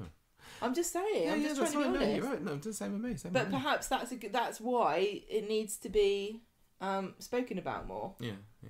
So Stu sorry. comes along. He goes to Yasmin's store. He doesn't care about. He fills World his AIDS boots, Day. doesn't he? He said, and he keeps dropping this into conversation. I used to be a Navy chef, don't you know?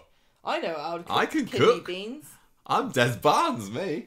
And he says, in trouble again. and she says, "Oh, you can come to my restaurant and try some more of it later." And he thought that was a hookup invitation. No, I'm surprised he didn't come into speed dial with no pants on. Later on, Alia tells Zeedan, "Look, it is not too late for us to go to the police," but he says, "I can't really do that." Ryan says he's got an idea to drum up more business. Why don't we set up the speed dial van at the Christmas market? What a genius idea! Ryan is like such a thing. Why don't we do this market that's right outside? Can I just say that, like, when he said that, I about thought, that. what a stupid idiot, obviously. But then I thought, actually, Ryan's the smartest one of all of them because he's the only one that even thought of doing it. And it's not, and they've even got a van. Right. That can was you just parked imagine? out by the market. Can I just say that at some point, Zeedan would have gone, oh God, I need to move my van out of the way for this Christmas market, this food van that I use to go to festivals and pop-up events. I need to move it out of the way of this festival or pop-up event that's just appeared outside my restaurant. He had been wanting to travel further afar with his van, hadn't he? Because he didn't want to be laundering money on his doorstep. But anyway, we'll get over it. They decide they're going to do that. But then Elaine phones up and says she wants to sell her share in speed dial. I'd forgotten that she Like, even I had don't want to one. be in the show anymore. Can I please quit? Yeah. Do you think this is it for That's Elaine? the end Because of Elaine. we thought that Elaine had gone earlier this year, and then she popped up for some reason or another a couple of months ago, didn't we? Yeah, I know.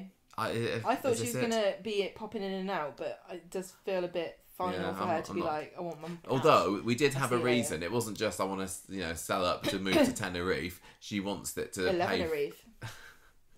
She wants to pay for Faye's appeal, doesn't she? So that she can keep her out of prison. So the fact that she's still involved in that makes me think that maybe she is still going to be around in it as a generous granny. I don't know. Anyway, the problem that this causes for Speed Dial is it means that people are going to be coming into the restaurant and looking at the books very carefully, and they're going to say, "Hang on a minute, this doesn't add up right." On this day, you sold £50,000 worth of onion barges. Is that right? Yeah, exactly. Hang on a minute. So, but it's right. The problem is gone by the end of the week, so they needn't worry about it for long. If in doubt, set fire to it. Then we have a nice little scene where Debbie clops into the speed dial later, and this is where she goes, "Oi, haircut 100," and she says, I was going to have my bistro van on your pitch or whatever," and Zeedan's like, "Oh, did you reserve it?" No. Did you put your name down? No. Shut up. And then she stops off I love the fact again. that this Christmas market is so popular that you've got people fighting over who gets to sell hot food and who gets to sell mulled wine. Yeah, they did, didn't they? Is it going to be the Rovers selling the mulled wine, or is it going to be Clint selling mulled wine this week? Did he not end up selling cider? I don't know. I kind of switched off when they started talking about that. Do, and I can't remember if I said it on the podcast or I just said it to you. I don't know. I think you just said it to me. Yeah, that was it, really. Well, I agree with hot cider. No, and then yes. And then at the end of the episode, Zeedan gets a text from Hashim, a picture of Yasmin, which is clearly a threat, apparently saying, "I'm watching her, I could set her on fire at any moment." I thought he was like going, "Hey Zeedan, have you tried this really amazing kidney bean soup down at the soup kitchen?" And then Zeedan's like, "Oh, cool. We cooked that actually. Smiley face, smiley face.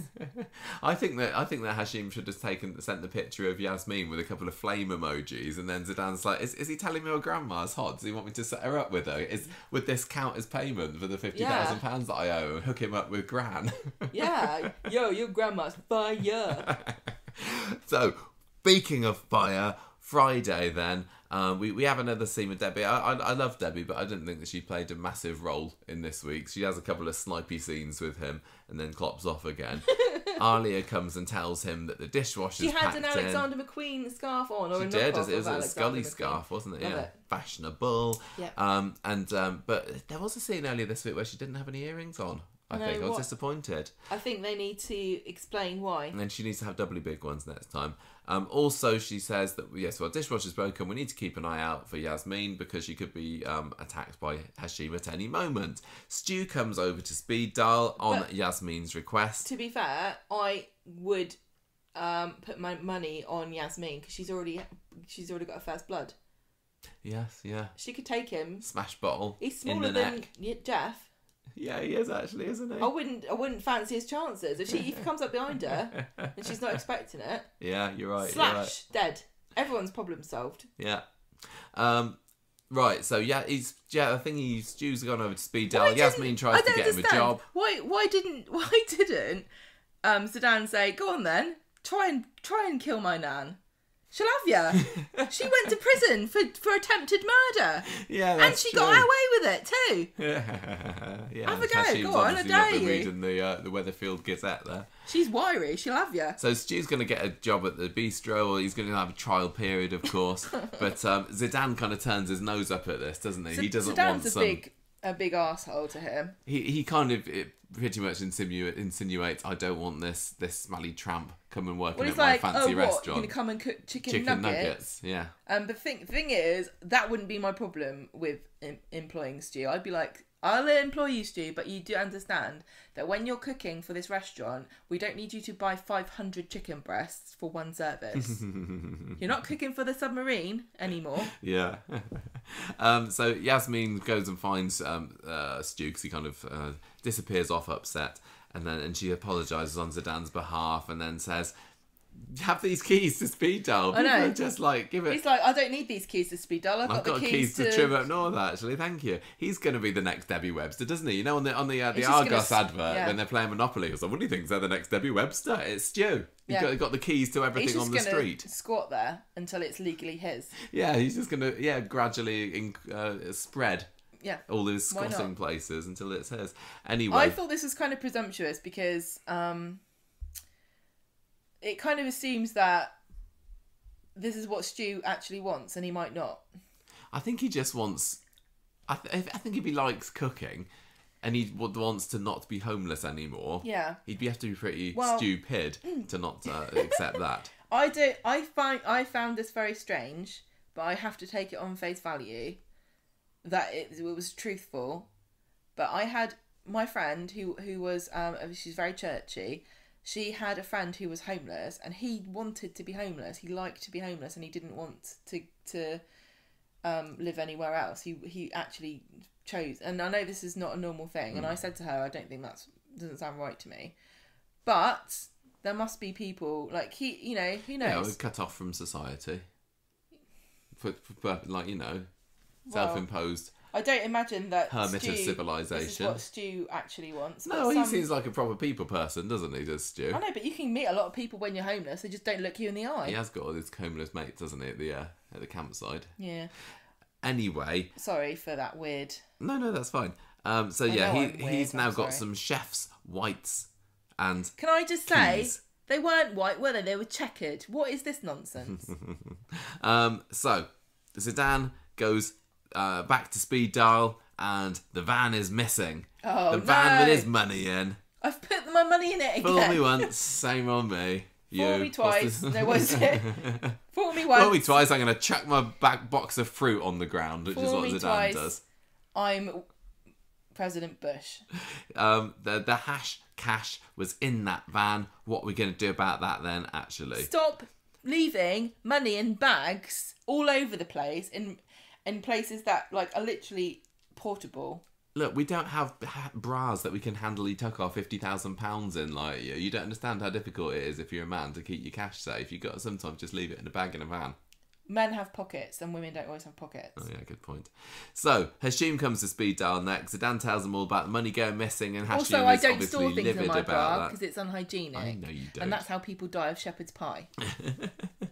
He wants... Hashim's like, right, fed up with this isn't working, you're useless, I want the money back, and also the money that you stole from me that started off this whole storyline by the end of the day, please. And Zan's like, well, I can't do that. Would you like the restaurant? Tell him to piss off. I don't understand this at all. Just say piss off, you've had everything you can get out of me now. You're being a bit rude, darling. You can't get blood out of a stone, go away.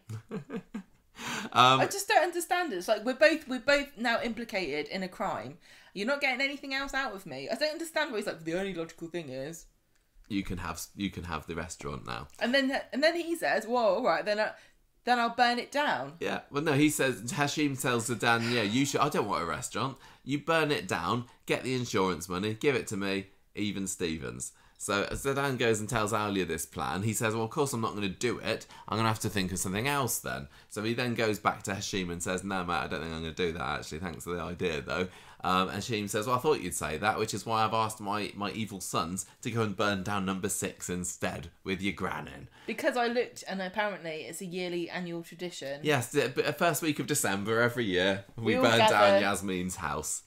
And the origins of this are lost to the mists of time. A year ago since Corey's 60th anniversary. I want there to be a tradition every year that somebody threatens to burn down Yasmin's house. There needs to be now, doesn't it? Yeah, just throw it in there just for larks. Yeah. So we of course get we could see this coming, couldn't we? So, Stu's going to be secretly in speed dial and nobody knows about it. Oh, someone is going to go and burn speed dial. What was Stu making? Stew. He went down there to cook something to impress everybody, didn't he? What did she tell him to do? Go and make something? Yeah. For what? To impress It's like MasterChef, isn't it? Yeah. No, is that what I'm asking you a question? Yes. Right, so what did he do? He went down there, he turned on the deep fat fryer. Maybe he was going to make chicken nuggets after all. He's like, I'm going to make the best damn chicken nuggets you've ever had, Make him eat these chicken nuggets. He makes something, and then he goes to the toilet for like an hour. A really, really long toilet. So I don't know whether he tried some of what he was cooking. Okay. That's gone right through me. I'm not going to serve this. So what did he make that you need a cooker for that then you can leave on the side for an hour while you're in the toilet? But he turned the cooker off, didn't he? Yes, They we were all very saw him clearly seen. turn off the cooker. Turn the knob. And while he's in the bog, if he's just doing the crossword or something, maybe, this is when Hashim's cronies, his lackeys, his sons, come down because Zeedan has obviously at this point said, actually, I probably don't want you to set fire to my grand's house, so the restaurant, yeah, that's fine. But Sons I don't come understand round why he didn't say, if you set fire to my grand's house, I'll tell the police. I'm going to tell on you. It's arson. How do you think you're getting away with that? Ill denial. Film. Just film your house. Just say, okay, I'll stand outside my house with a camera, and if you come near it, because it's like terraced. But you don't know when they're going to strike, do you? I'm just trying to I'll get a security camera. What are you going to do about it? Yeah, maybe you're right. Anyway. I just don't... it's so illogical. Speed dial is on fire. And I hope that it's going to be okay because that's one of our patron tiers and I don't want to have to change that. I like Speed dial. It's a lovely set. It's very cosy. And it's also really nice for them to have a Pakistani restaurant. It's great. It is quite flammable, isn't it? There's a lot of soft furnishings there, so no wonder it went up with smoke. Tell you what it is, quickly. Michael. It's all those paper straws. Yeah. It's those turtles getting their revenge. Going, how do you like it now? All those plastic ones you made us snort. Now we're getting our own back. Exactly. Do they have alcohol in speed dial? No, they have lassies and yeah, but I can't remember. Jeff introduced alcohol, didn't he? I would imagine that Alia immediately. Oh, thank goodness for that because it could have been a whole lot worse. She's like, I'm gonna have to get rid of all this booze. Stu comes out the Yasmin says, pouring it down the sink, and Ali's like, oh, yeah, I guess I could do that instead. Stu comes out the bog, and thank goodness that after that massive hour-long number 2, he wasn't spraying the air freshener because that would have made things a lot worse. Look, he's flamethrower. Like the end of Alien. But yeah, he's got the fire and he has a bit of his cough, doesn't he? Is the only reason he had a cough that explained why he couldn't just walk out of up the stairs? Because when he came out of the toilet, the fire wasn't actually that bad. I thought he was trying to put it out, and that's why he didn't come out so immediately. Noble. I think he was going. Oh, it is the smoke that gets you, though, isn't it? If you're on fire, it's not the flames. Well, if you're on fire, it is the flames. Duck and roll. In a fire. No, go below. That's if you're on fire, you duck and roll. Oh, just go under the smoke. I think what happened was he made these nuggets, and he's like, I've got to save the nuggets. These are the world's best nuggets. Because I need Zeedan to take it back. Yeah. But anyway, whatever the reasons, he doesn't end up coming out and he has to get rescued. So, what? Imagine Zeedan, like, coming out of the billowing smoke, holding Stu, like a bride across the threshold. In his hand is a silver platter, and he's got these nuggets, and he's holding them aloft to the air, going, "We've saved the nuggets." I thought that the reaction to the fire was like the least convincing, or that nobody really seemed bothered. Kathy was just walking along going, to be fair, look at that, there's a bit of smoke coming out from Speed Dial. When was the last fire that we had? Not that long ago, when Alina's house caught on fire, was it? But yeah, it would have been funny if Kathy had gone, "Don't panic, it's another fire. What did we do last time? I can't remember." Yeah, she kind of is like, there's a fire there, Brian. It's like, oh yeah, Billy, there's a fire. Yeah, I know what we need, a vicar. I'm not a vicar, I'm an archdeacon. Can you just throw some of your holy water on this, Billy? And like, oh, sorry, it's in my other We love pants. Fire, us Christians. Burning bush. Fire and brimstone. I say let it burn. Anyway, who was it that goes and gets Yasmin? Is it Kathy? Or is it Billy? I can't remember. I think it's Billy goes round there to number 6. Yeah, and he's like, oh, there's a fire at Speed Dial. And she kind of flaps off to go and check it out. But again, she didn't seem particularly that bothered about it. I can't believe it. I think that maybe all parties concerned here could have... panics because she knows that Stu could be in there. Yeah, she does, but I just think and I don't criticise performances too much, but I think that all of the players in that scene didn't really seem that bothered about the fire. So maybe the director went, right, you're at a 10 now, but I need you to be at a 6. Solid 6. You've seen fire before. Stu's not really that important to you. Just think of the insurance money and then go. Okay, well that worked then, that was fine. So anyway, they get there. Brian's heroically kicking down the door. Zeedan goes in there. Which is the stupid thing to do if there's a fire. Yeah, well, this is Brian, isn't it? Zeedan goes into the burning building, which is, one might say, even stupider. Yeah, because I thought his hair was going to catch on fire. I know, I was worried about his hair, but he was fine. He came back just as impeccable. His face was all, smoked up and everything, wasn't it? His hair was absolutely flawless. Impervious to fire. Yeah. It's like it's a helmet. Well, maybe it was. Maybe it's an asbestos helmet. Maybe he can pull it down over his face when he needs to. Yeah, that's what's up there. It's logical. Yeah. Anyway, he's rescued Stu. He kind of plops him down onto the onto the pavement, and he's coughing away. The ambulance comes, gets loaded in there, and everyone stands around and has a bit of a chat about, what could have started that then? Surprisingly, nobody suggests that a pair of gangsters' sons are the ones that's set it on fire. They think it's probably a chip pan. They blame Stu, don't they? The famous Speed Dial chip pan. Yeah. I would be mad if I lived in Weatherfield that the blimmin' local takeaway has caught on fire. I know, now I've only got the bistro to go to. Yeah. This is like when our friends moved into a little village because they liked the pub, and literally the day they moved in, the pub burned down. Yeah, that was a bit sucky for them. And it was such a notable fire that a few years later I covered it in a magazine that I wrote for. Did you? Because they used drones to monitor the fire, and I thought it was hilarious. So I sent him a picture of it to rub it in. Anyway, Zeedan's going, yeah, it probably was the chip pan, wasn't it? The deep fat fry. And I definitely think Alia gives him daggers. Oh, it wasn't. It wasn't that. And Ryan realises from Alia berating him what's gone on here. So Zeedan back at home says, right, we need to get our story straight here. And Alia says, no, I'm not taking your side on this one, actually. Zeedan says, look, we can't claim on... If we don't claim on the insurance, then Hashim is still going to be on your back and we'll never get rid of him. So it's the only I way thought we're this going to was have to quite be funny. massive liars. And she says, fine, but then I want you out of my life for good. We were doing perfectly well before you came back into the show this autumn, actually. It was your fault, though, earlier.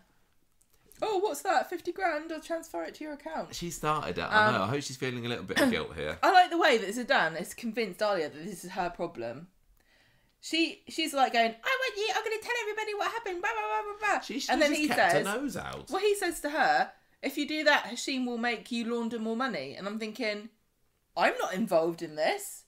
Zeedan, you're the one that is supposed to be laundering the money. Why is it my problem all of a sudden? Well, she does just kind of take it on board, I know, doesn't she's she? like- By the beginning of Wednesday's episode, she's like, well, in for a penny, in for a pound. Criminal's life for me. Yeah. It's like, you seem like you've taken to this like a duck to water, Alia.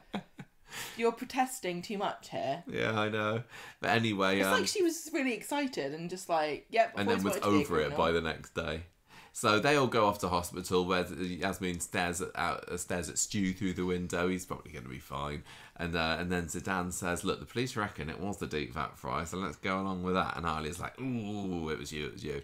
Then Yasmin says, oh, thank goodness I've got you too. I can't remember exactly what she says, but it's basically like, oh, I hope none of you ever leave me or leave the programme because that would be really sad for me. And I love you so much and you would never set a fire. Yeah, basically. And they're like, oh, but I've just told Zeedan that he has to go. Oh, no. And Alia threatens Zeedan at the end of the episode with the police if Stu was to... die. To cop it. Yes.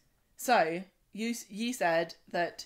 Now he's in hospital, they're going to do some tests on Stu and find out why he's got a cough. Well, he's been very resistant to getting checked out because Kelly's been telling him for a couple of weeks, are you sure you're all right with that cough? And he's been like, oh, I'm fine. I think I know. I think he knows what he's got because he told her it's not contagious. And the only way you would know that it's not a cold is if you had been told what it actually is. So does he think it's something terminal and he's just I think he's got some horrible terminal disease. Oh, why does it always happen to the good characters? We had, like, Roy's brother came in, loved him, dead. We got, well, maybe that's about it. But Arthur was great and he only stayed in it for a little while as well. My theory... These lovely old men that they're bringing in. Is that Stu ages counter-chronologically. Oh, yeah, I like this. You told me this when we were watching it. And actually... his cough was caused by the fire that was in his future. And now he's got to that stage in his life, now he's the other side of it, he'll be cured of the cough because he's passed through. I don't think so. But nice idea for sci-fi Corrie. I think they're either going to do some investigations and say, hang on a minute, mate, you've got a massive tumour on your lungs. You've got a hamster in your lungs. What are we going to do about this? And it's eating up all the inside of your lungs. Or maybe... And he'll go, oh yeah. Maybe he does just die because... his lungs are already in a bad state, and the fire is the finishing touch. Maybe he's got emphysema. Is that a thing? What's that? I don't know. But yeah, do you think he's going to be okay? Is he going to survive this? Because it feels like his days are absolutely numbered. But I wasn't particularly concerned for his safety in the fire, because if he were to die then, it would be like, well, what was the whole thing about his cough about then? Also, he didn't have a nice final scene with Kelly. I think he'll be like, they'll say, "Ooh, Mr. Stew Man, you have a thing that's wrong with you and we're going to have to fix you." And then they'll fix him and then he'll be like the littlest hobo and he'll go on his adventures. He'll be like, I'm going to go to be an Emmerdale now. I saw some theories on Facebook or Twitter or wherever last week that he would work with Nina in the shop in Roy's Rolls. I mean, I wasn't expecting him to work in Speed Dial, but yeah, I don't know. It feels like his story shouldn't quite be over yet, but I'm not expecting him to see 2022 in particularly, which is sad because he's a great actor. He's a fun character. So this story, I was saying earlier, I quite enjoyed it this week compared to how it had been. I thought it ramped up maybe a little bit fast. One minute they're just having these dodgy dealings in Victoria Gardens, and the next they're saying, yeah, fine, come and set fire to my restaurant. So I think the pacing of it, like when Leanne set her Valandros on fire back 15 years ago, whenever it was, it felt like they gave that a bit of planning, and it felt like we could anticipate that for a little while longer. But here it was just like, phew, throw the match in there. But no, I thought it was quite fun this week, this story. What did you What did you think? I just find Hashim to be such a ludicrously self-destructive villain who is like, it's like he doesn't even want Zeedan to launder the money. He wants him to fail, which I guess maybe he does. So that he can punish him. Yeah. But it's like, if you wanted somebody to actually help you launder money for a specific reason, you're doing your utmost to make it practically impossible for them to do it. Yeah, I know. And by giving them all the deadlines And everything. he coming in and going, "Nyeh, nyeh, nyeh, nyeh, nyeh, nyeh, nyeh." Why aren't you out laundering my money? No, I'm not doing it all the time. Did you like the drama of today though? Yeah, I thought it was to brilliant. the slow pace that it had been going I far. thought Friday's episode in particular was really good. Yeah. I thought, yeah. Ludicrous but soapy enough that it was still fun. It just felt like, yeah, Hashim is just like, calm down. Do you think that are we going to be seeing Speed Dial reopening again? Yeah, we have to. I think we kind of have to. And it's going to come back exactly how it was before as well, because I think the set design was really good, and I don't think they really want to redesign it yet. No. The Corrie's got a tradition, haven't they, of every time there's something catches on fire, they put an orange thing in it. But I would say Speed Dial's already pretty orange, so I don't know what they're going to do with that. Set designers are like, done it. Yeah, I think it's going to be fine. What else have we got? Sally's got a new door. Oh yeah, was that part of the story? I can't remember. I've written it down in the notes of this. She was painting it white last week. Yeah, now it's duck egg blue. We did see it, didn't we? I thought it was really nice. I'm totally into. They're gradually changing all of the front doors on Coronation Street, because number 3's got a lovely new navy door, hasn't it? Since the babies have moved in, we got stable door. We got number 5, the stable door, exactly. I love front doors. I really want a new. I don't really like our front door, but there's no reason to change it. I don't know whether I've got anything else to say about this story. It was okay. I thought it was good. Yeah, I just find Zeedan very difficult to sympathise with, because he's just a massive grump. He's caused every problem that he's had. He's just so surly, isn't he? Yeah, he is. He's just really rude, like, lighten up, and abrasive, mate. And it's not everyone else's fault that you got a bad haircut.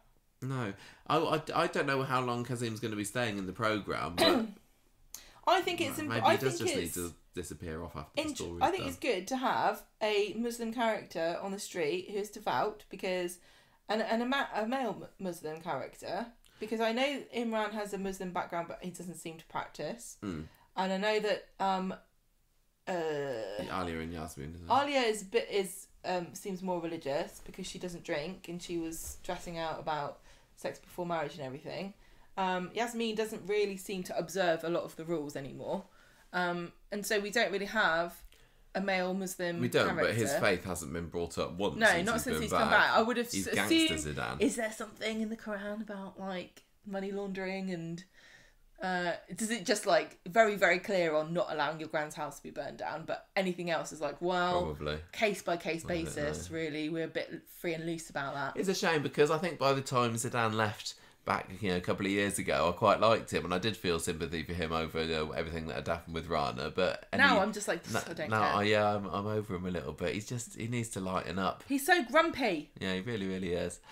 Also, he's still very young, and now he's on his second failed marriage. And to be fair, the first one wasn't on him. No, that's not his fault. But he didn't turn what her. went wrong the second time? They know what they say: marry me once, shame on you. Married twice, shame on me. Father-in-law, probably, wouldn't it? Married 3 times, shame on everyone. What should we change stories, Gemma? Should we talk about Grace, your lovely Grace, your beloved villainess of the street? Grace Mani. No.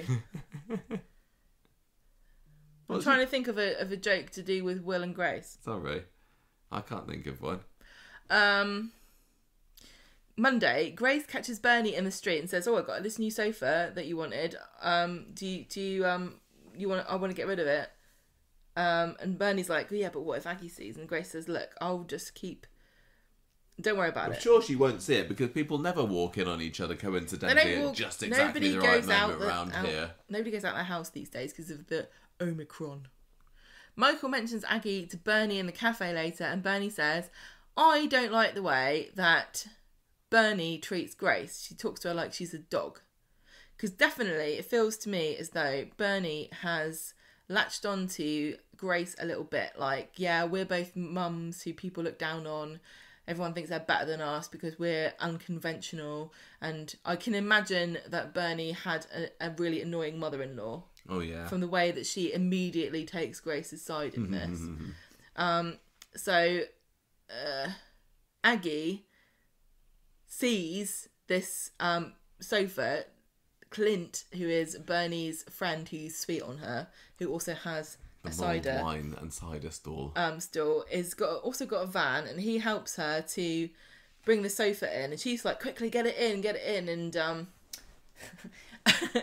and Aggie sees them, and then she says, where did you get this sofa from? And Bernie's like, it was from a clearance sale in Hyde, okay? Don't ask any more questions.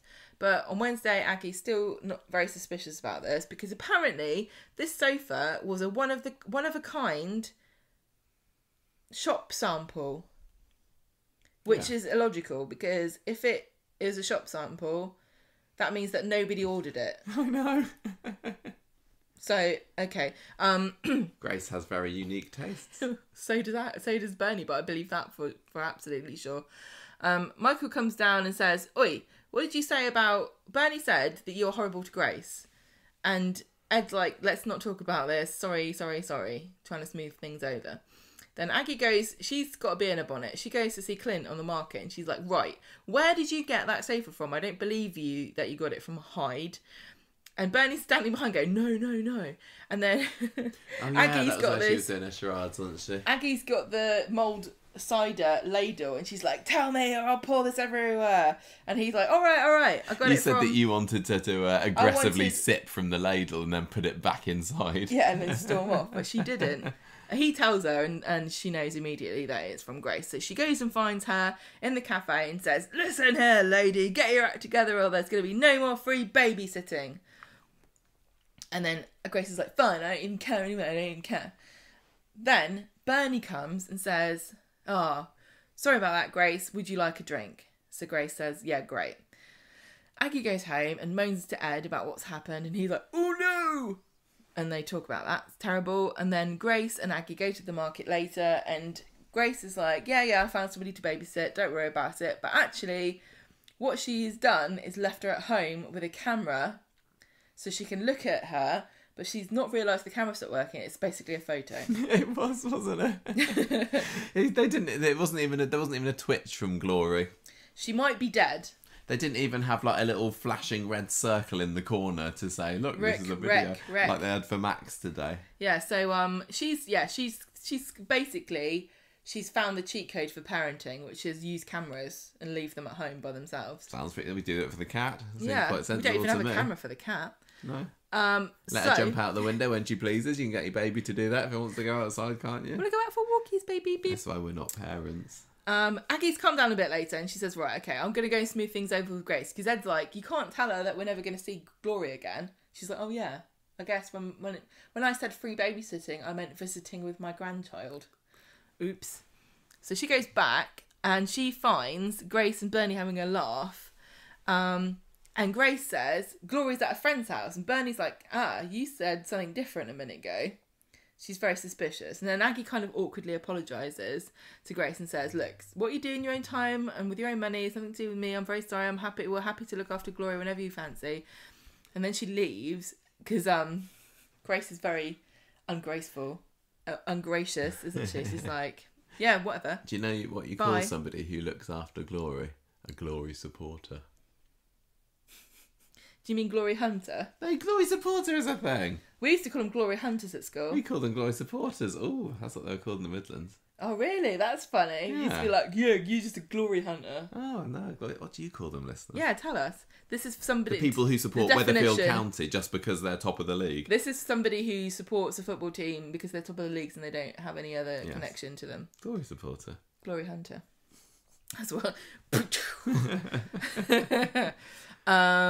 So, Aggie leaves and then Bernie catches Grace looking at this camera to see Glory Cam, which, that sounds bad. The Glory Cam. You've written it down.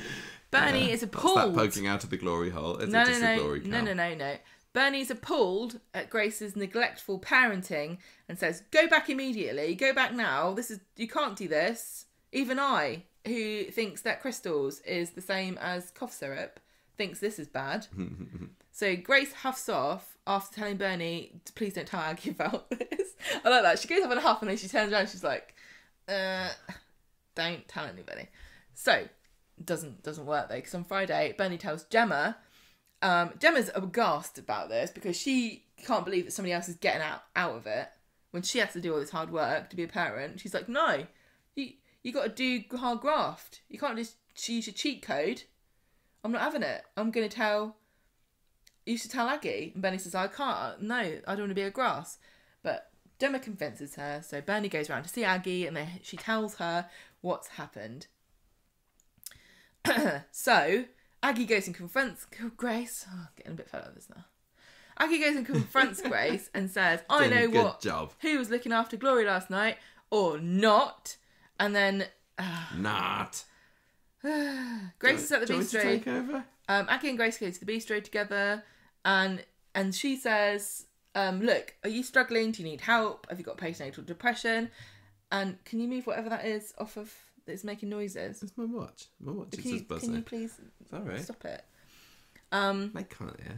They can. It's buzzing through the bed. Oh, scary. It is my watch. She says, look, do you need help? Are you struggling? Have you got postnatal depression? And Grace is like, no, turns out I just hate children. Would have been nice to have known this before I had one, wouldn't it? I'm not cut out for it. This Grace who used to be a nanny. She hates kids. The Grace that loved the children so much that she stole pretended that one of them was hers. She actually doesn't like children after She's like, all. look, maybe I'm a terrible person, but I feel good now. I've admitted I hate It's like children. she's got a weight off her mind, isn't it? So, Aggie says, look, I can't, Glory's not safe. I'm going to have to go to social services and tell them. And Grace says, if you do that, you'll never see her again. I'll just take her away from you. You'll never see her again. What I will do is offer you to buy her off me for 20 grand. And Aggie's like, oh, just like the Tracy storyline. And Grace says, no, this is like the Terry storyline. And then Aggie says, are you sure it's not like the Wayne storyline? Definitely, this is original, says And then Grace. she says, I think this is more like a Kylie situation. So, Aggie's like, oh my gosh, goes and tells Ed, and he's like, let's do it.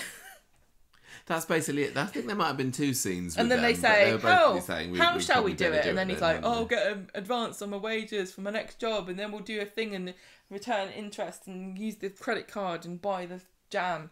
And she's like, okay, all right. Maybe we should just ask our rich footballing son for another loan. Can we please buy a baby?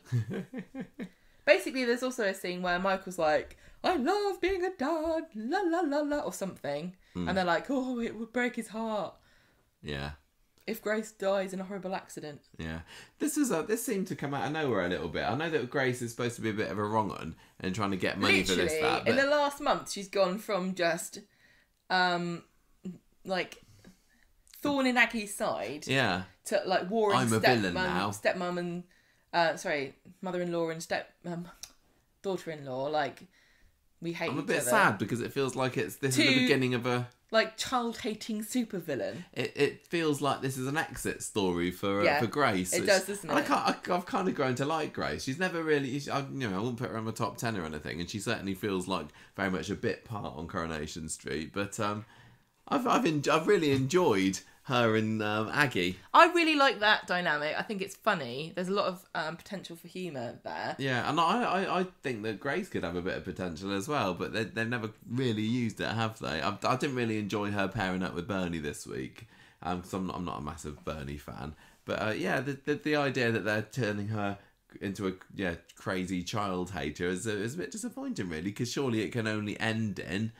She's not going to swipe the baby, or is she? Surely Michael's going to end up single father at the end of this, and then he's going to go off into his own little story. This is what I'm not really sure about. Is she going to leave with Grace or without Grace? And if she does, I'd rather she took her with him. But also, I guess, for the safety of the child, she should stay. It's probably not a very satisfying ending that she goes off in a taxi with Glory, and we're just like, nah, Glory will probably be okay. Those cameras are all right, actually, for looking after the baby, aren't they? I bet people do it. I bet they do. I want to say a little bit about, like, I don't want to be too much of a bummer, but there is a very high-profile case in the UK this week about a child who was abused by two people that clearly did not want to have this child in their lives, and they basically tortured him to death. And it's very, very sad and tragic, but it feels like if Grace was left in charge of Glory, how resentful would she grow? Not everyone is cut out to be a parent, and you don't know until you have a child.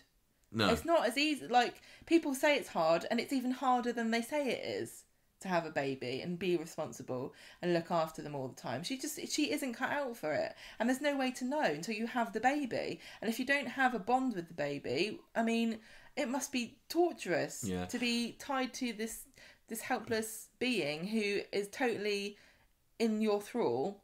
And there are people that are cruel and horrible to innocent, helpless things. I get all that, but I just think it was very odd how Grace suddenly just she just developed this hatred for Glory out of nowhere. I don't buy it because necessarily. The storyline demands it. It's a shame, I just really. think, what realistic solutions are there for somebody like Grace who's saying, I can't do it. I just can't do it. I'm sorry, but I can't. What do you do? Loan it to someone for a few years and bring it back when it's not a baby anymore. Do you have to put the child into the foster care system or up for adoption or something? I know that there are, if it's a baby, there are places, I think in America they have like baby Moses boxes where you just put your baby in a box and say, come and get the baby. I mean, Grace, they don't ask questions, they just take the baby. Grace is in quite a good position here because she literally has the father who dotes on this baby, the grandma who loves, as well, looking after him, and free babysitting 24/7. If Grace, if she wasn't such a wrong un, she could just say, you keep the baby, don't worry, you don't have to give me anything back. I wouldn't. But Grace is like, and I want to know how long she'd been considering this, because she came up with that figure of £20,000 just like that, didn't she's she? Like, how about 20 grand? Yeah, she and that is the going rate for babies on Coronation Street, isn't it? More. Because that was we talked about that earlier. Because Max, when Kylie tried to sell Max to Stephen Becky 10 years ago, he also was £20. No, not £20,000. Sorry, not £20,000. And so yeah, Grace has been doing the research. I think she must have been thinking about this for quite a while. Was it £29,000? No, it's not £29,000. I've just written £29,000 because I missed the zero key. It wasn't 29 anything. No, it wasn't. It was 20. Look. Oh. The zero is next to the 9 on the keyboard, and I was typing quickly. £20,000 for Max. Okay, all right. And then Tracy offered to sell Amy, who was then called Patience, to the Croppers for 25. Yes. Wayne went for £5,000 because that was a bit of a ginger discount. No, I told you couldn't say that. I know, but I said it anyway because we're live.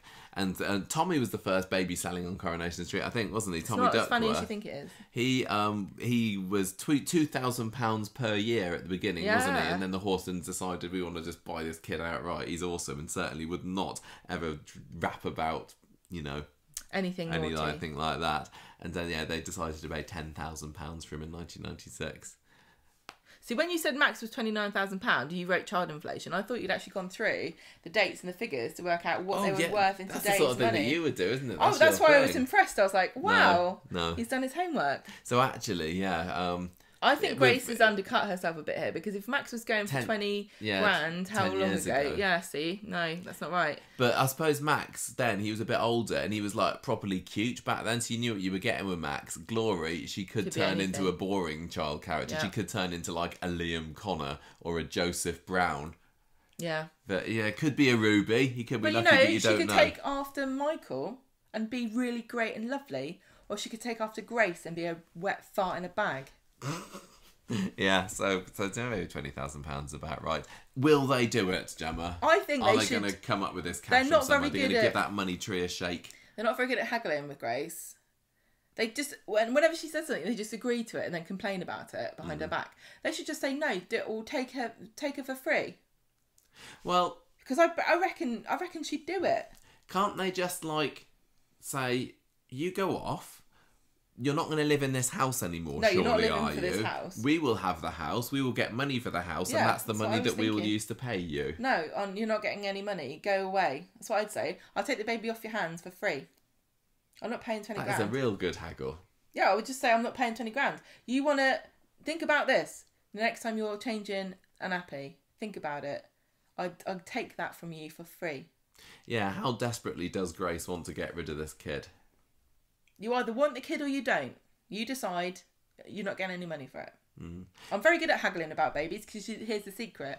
I don't really want the baby. So I don't mind if the deal falls through.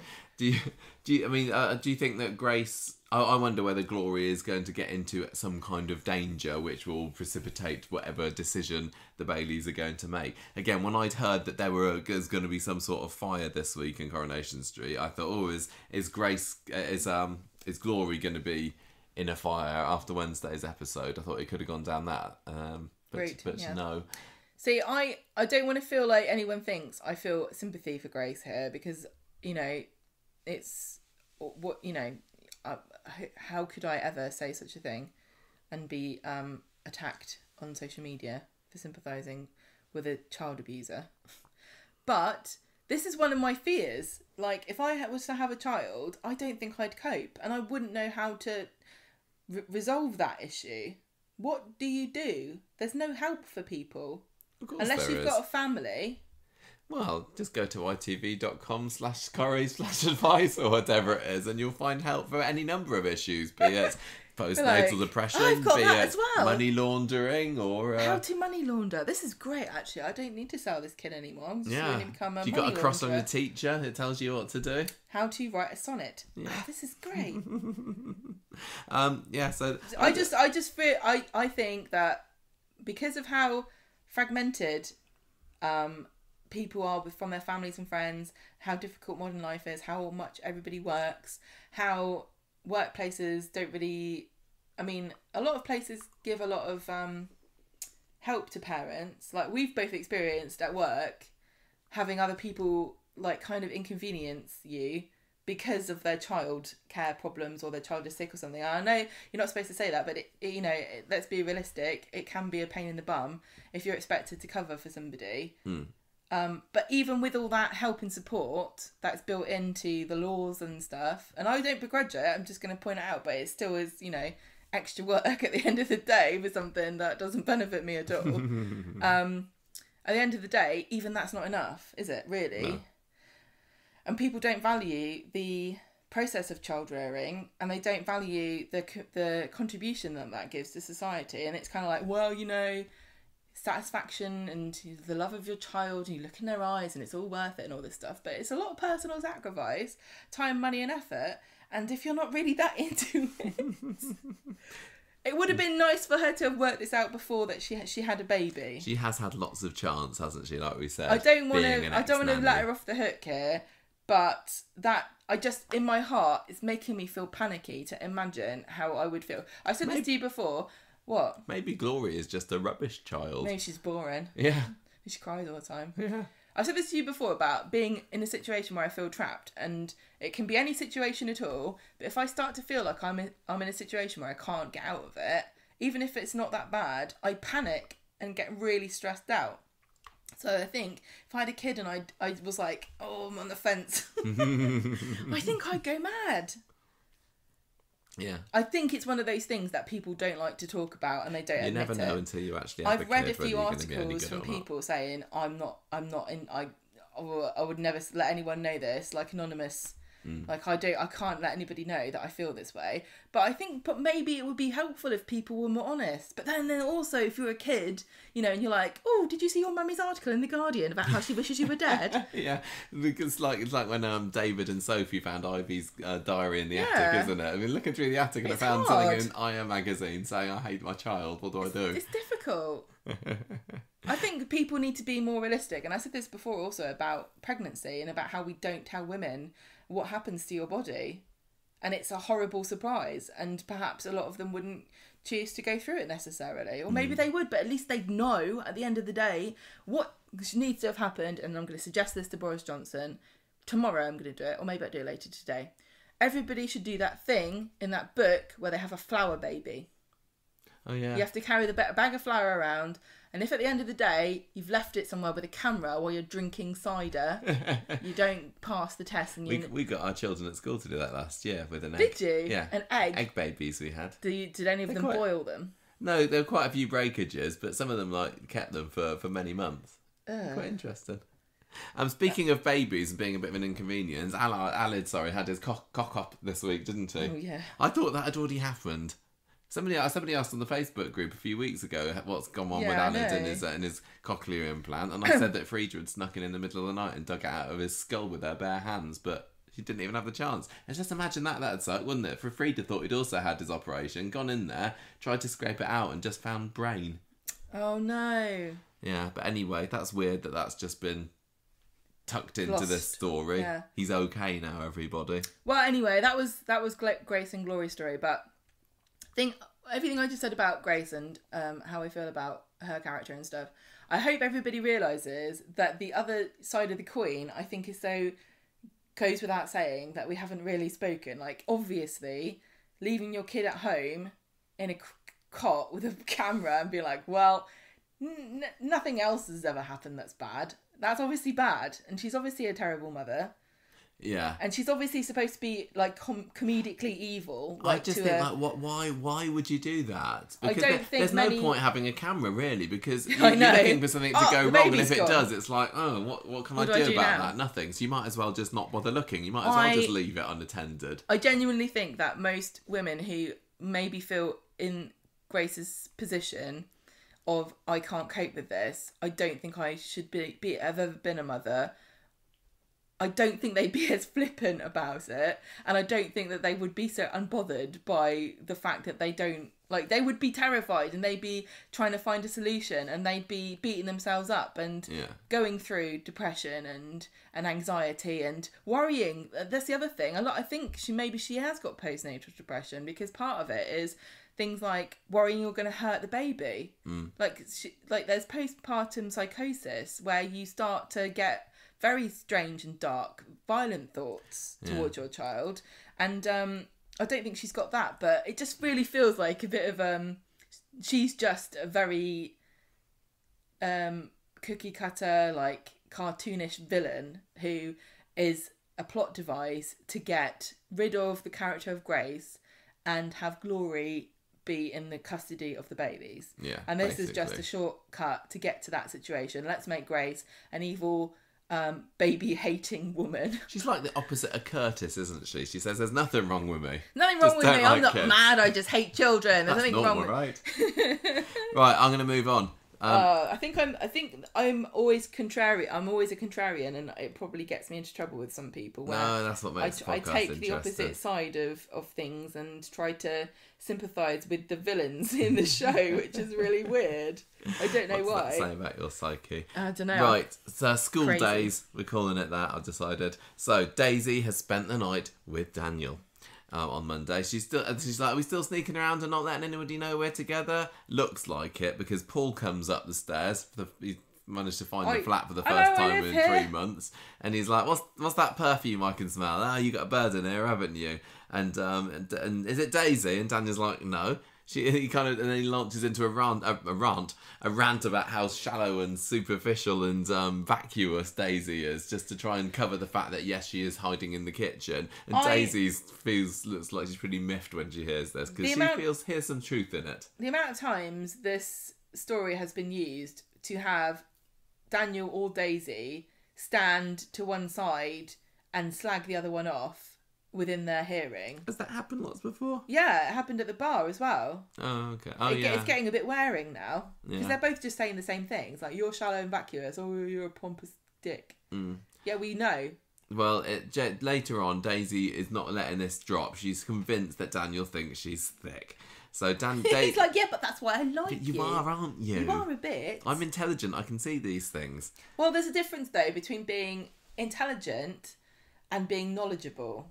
And I don't know whether Daisy's clever or not, but I know she's not very knowledgeable. She's got social media smarts, I'll give her that. She doesn't, though. Why? She got like hundreds of followers. Probably got more than us on I've Instagram. got more than she has. She's got 100. Daisy goes back to the Rovers and lies to Jenny about where she was last night. And then this striker bloke, Ashley, is giving her the glad eye again. She is not interested in the slightest, though, but eventually sits down. He wears away at her, and she's like, right, vodka and orange, please. So then we have... That's a screwdriver. Is it? Then we got this brilliant scene. I very much enjoyed this, where Ashley is telling Daisy all about his footballing, and she's so not interested. She's just there with her head in her hand, and I was like, I've never got torn up bits of beer mats, and he's made them into the players on the pitch. See, this is what you need to do, Coronation Street, to make me empathise with Daisy. I got it. I was like, yes, football is really boring, isn't it, Daisy? You're right. I like you now. See, I don't understand football. I think it's kind of boring unless it's something, like exciting tournament or whatever. But I would be interested to have somebody tell me about anything that they're passionate about. Maybe not for hours on end, but if I had a professional footballer and he was telling me about something to do with football and he was making a demonstration, I'd be quite excited. Well, it's not Daisy's cup of tea, is it? It's not Daisy's vodka and orange, this. No. So, and she basically says... Right, I'm just going to stop you right there before you tell me any more about the season. He's like, it's the last season. I'm not interested in you. I'm just doing this to test if splitting up with somebody was the right thing to do. And before that, we also had... Yeah, but then he says, do you mind if I carry on telling you the story? Oh, yeah, and she's like, fine. Go on then. And he's like, great, okay, right, so I'm the striker. So we also had Jenny seeing Daniel in the street, and he gets pretty miffed when he hears that she's hanging around this striker footballer, and so he's gel, as they say. I don't think they do anymore. So Paul gets back later. Daniel's still not revealing the name of his girl. We also have Jenny hitting a bit of a nerve with Daisy later when she brings up talking to Daniel about her footballer beau, and Jenny says, how you're still sweet on him, aren't you, that Daniel Osborne? You still fancy him. But that's because and it's always been because he's inherited his mum's house. You're just a massive gold digger, Daisy, aren't you? Well done, Jenny. You're right. You've hit the nail right on the head. Daniel, of course, walks in on this, and the pair of them argue over money. She says, "Look, no, I'm not really interested in this football. I was just to make you jealous." And then she gets all sarky about the house and says, "Look, I don't care about your inheritance. It's you that I'm interested in. I don't need your charity." And it all basically ends on an extremely sour note, where she says, I wish it was nice knowing you, and he says, I wish I could say the same. She says, give Bertie my love, and he's like, I'd rather not. Ooh, wow. Such cutting edge wit here. Daniel's not wrong here, is he? Jenny's not wrong about this. She was only interested in Daniel. Was. I'm sorry, but that's what happened. Her ears pricked up. And then she when left she it saw for Daniel a few on the weeks, phone. and then because it wasn't time for their characters to be in the show, and then she dove straight in. Yeah, so they're absolutely right. To be fair, I think that she has definitely developed a genuine affection for him. It's definitely possible to be a gold digger who also likes the person they're digging the gold out of. Yeah. But I don't think that she's that bothered about the money anymore. I think that's a handy bonus. I think that she does like him. I think the thing is that Daniel's missing here is that if she was genuinely only a gold digger and that was it, she'd be football mad and be grabbing hold of bits of beer mats and joining in with the... So is this the offside rule? Whoa, what does that mean? That's amazing. You're so clever and funny. You know what I mean? If she wants to find a rich guy, sorry, but a teacher with a house... I mean, I've got one of them. I'd rather have a footballer. Oh, thank you very much. Well, I'm just saying. If I was after money... I wouldn't have married you. Oh. I'm a teacher and I've got a patron on my podcast, yes. actually. Half that is mine now. Wednesday, you still earn more than me by quite a lot. Yes. Wednesday, as is tradition, after Jenny tells Daisy a few home truths, she gives a grovelling apology the next day. Says, yeah, sorry, I ruined things and everything. And Daisy's like, fine, whatever. Anyway, I met her with Ashley again afterwards. We went for a cheeky nightcap and we're going off to a spa this weekend. So win-win there. Daniel is history. And then the kind of story... He's actually the English teacher. He's the English teacher, yeah. He could probably have time to teach him history as well, because it seems that he has one lesson a day and he's back home by 2:30, maybe 2:45 at a push. Well, some of these books and old poems and stuff were also written in the past. Yeah. Overlap. Oh, yeah. Anyway, the story kind of at this point transitions away from Daisy, doesn't it, and to the Summer crush again. So Summer is looking at Daisy's Instagram and realising, hang on a minute, I'm looking a bit shabby compared to this hottie who the Instagram likes. I'm going to have a Summer makeover. So she gets her hair done like Daisy. She has a montage. She takes the belt in a notch a little bit. Can I just quickly say something? What? I'm wondering whether they're going to do anything with the fact that Summer's diabetic. And it is very possible to manipulate, and I don't know how you do this, and I don't want anyone to look it up, to manipulate your insulin to make you lose a lot of weight. Oh, maybe. I don't think Summer really does need to lose that much. No, I don't, and I don't think anyone. Fairly slim anyway. I don't think anyone should. I'm not saying she should, weight. but if she. I know. And we've already had stuff like that with. But the thing is that I'm only saying it because she compared her body to Daisy's, and then she notched her belt in. Yes, she does. I think she looks lovely. This is very unsummer behaviour, I have to say. But I know, but I just want to say also, I've also been a girl, and you do go a bit mad. Now you're a lady. You do go a bit mad sometimes, and even sensible girls go a bit weird about boys. Do they? Yeah, I've never stalked a teacher. Did you take your? What about me? I know I wasn't a teacher when you met me. No. Did you put your belt in a notch when you met me? I don't think I had a belt. Did you do? Did you do your hair? Did you just have a bit of string wrapped around around your waist? You're being very presumptuous here. That I'm talking about you. Oh, thank you very much. I'm talking about more when you're younger and you're a teenager and you have crushes on people and stuff. Did you? I'm a human being. Can we talk about the show? Okay, so she's done herself up like Daisy, which Daniel barely even notices when Summer finds him at the cafe later for her Oxford interview practice. So she gets a bit annoyed about that. But he does the practice, and she's given these completely generic answers. And again, I think that Summer wouldn't. I think that Summer would know the right things to say at this point, don't you? She was being... I think she was being that silly, but she wasn't being particularly inspiring. I don't know anybody that's been to Oxford or Cambridge, as far as I know. But it feels like she wasn't answering like an Oxford student was. She was answering like someone who likes the idea of Oxford, or has been told by, her grandma that she should go to Oxford because you're so clever, and then she just goes along with it. She gave a pretty solid, middle of the road interview for anyone who might want to go to university to do anything. Yeah, and then the Daniel, who has still got his head completely in the sand about this, is like, oh, just think about it, talk to me like you're on a date with me, and open up and tell me what's in your heart and everything. And she does, and she gets a little bit of a flutter about this, imagining being on a date with Mr. Osborne, and then she nearly puts her foot in it by saying something or other about living your life to the full, because that makes him think about Sinead, who happens to be on his desktop wallpaper on his laptop in front of him. And she's dead. And then she asked him about Daisy, which he immediately shuts down. It's like, I'm not talking about that, you're just a kid.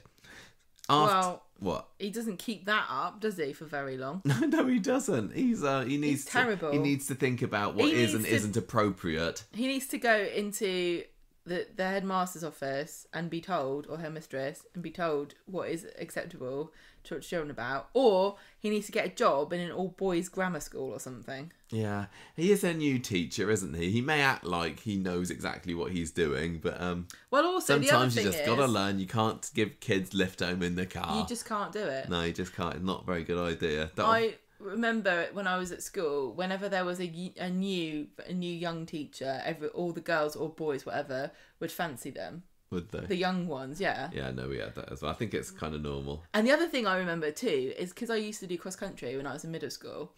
I remember sometimes the teachers would give us lifts in their car, and it was the most exciting thing that's ever happened. And I remember sitting in the back of one of our teachers' cars, and I went into the little pocket on the back of the chair, and I found sweets, and I was giving everybody sweets. Something else then, like a pair of knickers or I was giving everybody sweets because I was a cheeky little git stealing sweets. Well, you're not allowed to do that these days. You get proper insurance and everything if you want to take children in your car. I was thinking, which Daniel doesn't have. I bet you wouldn't be able to do that now. I hope he gets in trouble about this, and not just well, we haven't got there yet, have we? No, I know. So Adam comes in. This gives a very bad impression about teachers, I have to say. And if Daniel's this stupid and like blithely not reading any of these signs, and he doesn't get told off, nobody notices, and you know it turns into just some kind of stupid drama. It gives a really bad impression about the safeguarding of children in the schools, because this kind of stuff would be pulled up on. And I know that some people can be inappropriate, but they do it and they hide their tracks. They're not so bloody blatant about it as this. Daniel Adam has a bit of a chat with him about Daisy, but that's nothing particularly. So Summer then kind of has a bit of a hanging around session with Asher and Amy later, and this is where the subject of the ice ball comes up.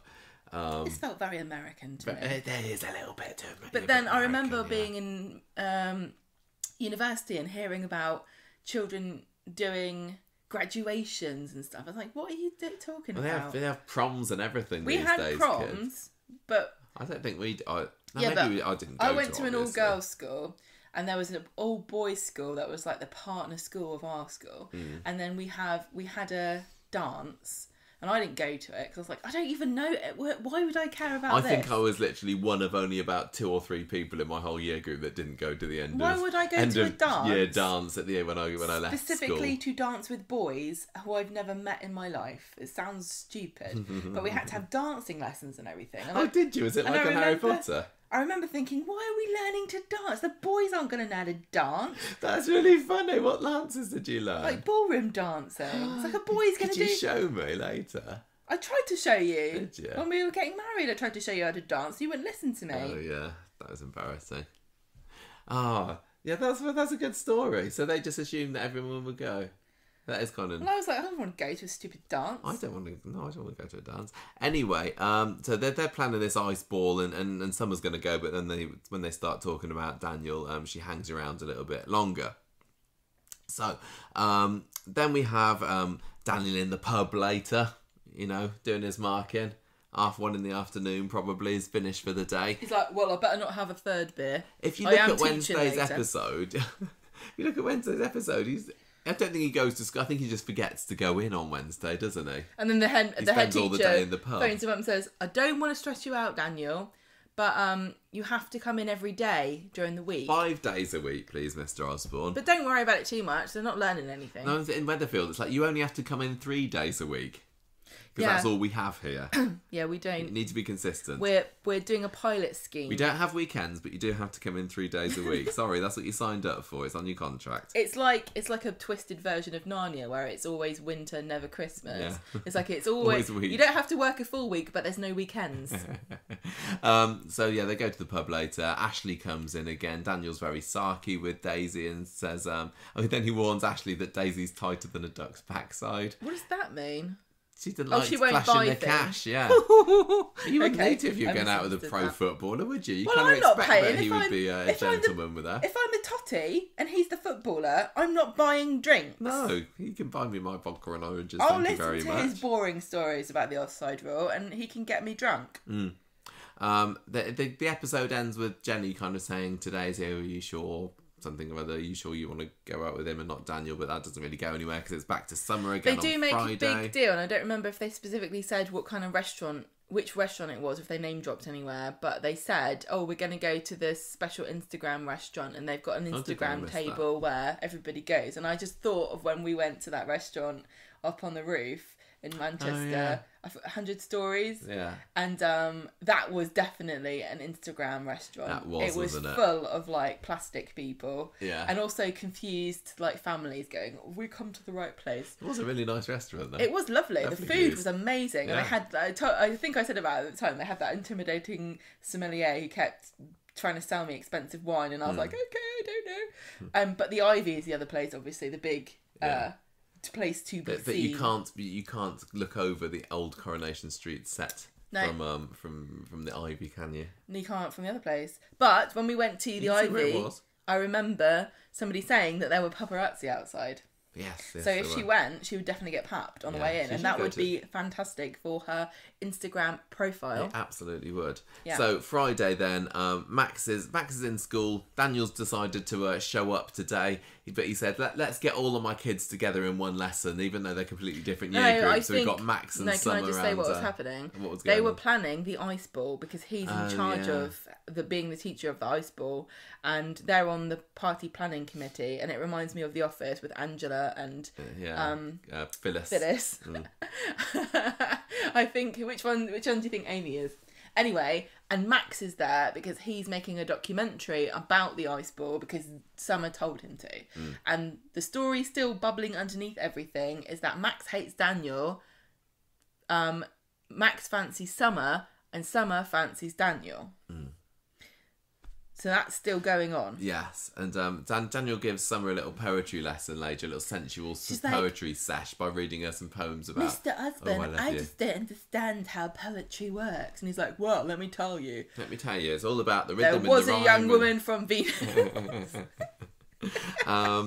He leaves her with this handwritten lovey-dovey sonnet, which she probably she treasures, puts under a pillow at night. The most basic, like entry-level explanation of how poetry works. And if she's going for Oxford or Cambridge, she should know this. I know, that's what already. I think she doesn't really strike me as obvious No, Oxford I think this material. is just the writers either not really knowing what convincingly they could say about poetry, or saying, if I write this, no one's going to understand what the hell I'm talking about. So I just go, sometimes poems go A, B, A, B, A, B, and sometimes really advanced ones don't even rhyme. He gives her a lift home in the car, basically, and then he's snapped by Max. What's he going to do with that then? Hopefully, well, probably, assumingly, getting Daniel into trouble with it. Or blackmailing him. The thing is, all he's got a video of is Daniel going, see you later, and someone saying, I don't know whether bye. we saw whether Max snapped her getting out of his car. No, he didn't. He wasn't there at that time. And really, Daniel and Summer could just go, oh no, that didn't happen. Yeah, but at the same time, Daniel, you dense idiot. They could kind of retcon it a little bit and have him have a photo of it. But Daniel deserves to be he should be in across trouble. the knuckles with that, to be honest. Don't give children a lift home in your car, even if they are your neighbours. It kind of stands to reason, really. I mean, the only person he could conceivably give a lift to is Amy, because he's related to her. Yeah, I think that would be fine. But, be careful, Daniel. It's really annoying because, like I said, safeguarding of children is taken incredibly seriously in pretty much every single school. And more and more seriously every year. Yeah. It's not fair on like, I know Coronation Street doesn't like teachers, thinks that they're all idiots or lazy or don't do anything, but it's really irresponsible to make out that this could happen. Like, I know this does happen. This is the trouble. I don't know what I don't think it happens with people that are so oblivious as Daniel. This is what I'm trying to say. If you for a teacher to get himself into this situation is normally malicious and done with intent, and there's not really a lot you can do if they're being secretive about it. Other than monitor everybody all the time, which is pretty much what happens. I don't know what the current training or advice is to teachers about should you be in a room alone with one lone student, especially one of the opposite gender. And I remember when I was in training, I was like, don't get left in a room with one child because any accusations could be made. Yeah, exactly. And it must be even more so. Like, when the children get older and nastier and more vindictive, which does happen when they go through secondary school for some of them. Yeah, don't get left in a room with them. So Daniel, this is one of my worries. You're asking for trouble. I do worry because you like, this is what I worry about with you sometimes. I know that you would, I obviously know you would never do anything, but I know that somebody could accuse you of it, and only the accusation alone would be enough to completely ruin your career. Yeah. So is this going to end Daniel's career, or is he going to get away with it, do you think? He'll get away with it because they don't know what else to do with him. Well, it depends, doesn't it? Because sometimes it could be a case of, well, we've got an idea for one story of Daniel being a teacher, and once that's over, we don't really need him to be a teacher again, so maybe let's just get him fired. Let's just make him a trolley pusher like his dad. Yeah, maybe. What's he next? Editor of the local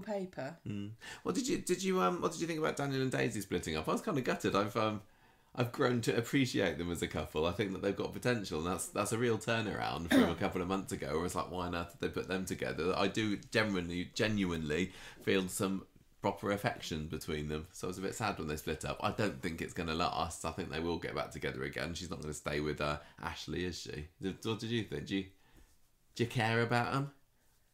It says a lot in a positive way about their characters.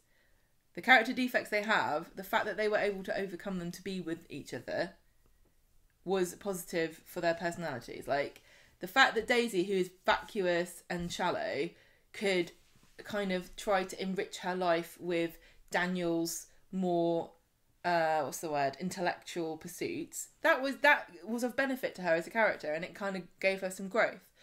Similarly with Daniel, who is so arrogant and up himself, to be taken out of his world of intellectualism where he judges everybody by how many sonnets they've got memorised, to have somebody like Daisy challenge him to go, look... You can also judge somebody by how many likes they have. There's so many ways that you can judge people, Daniel. This is what I was going to say. I was going to say... She can show him just the pure beauty and pleasure of taking a photo of your dinner and putting it on Instagram so that you can get people to like and say how great your dinner looks. Yeah, I think you know about a lot about that. Do you see what I'm saying? That both of them are and kind of have personality defects where they're very, very caricatures of themselves almost.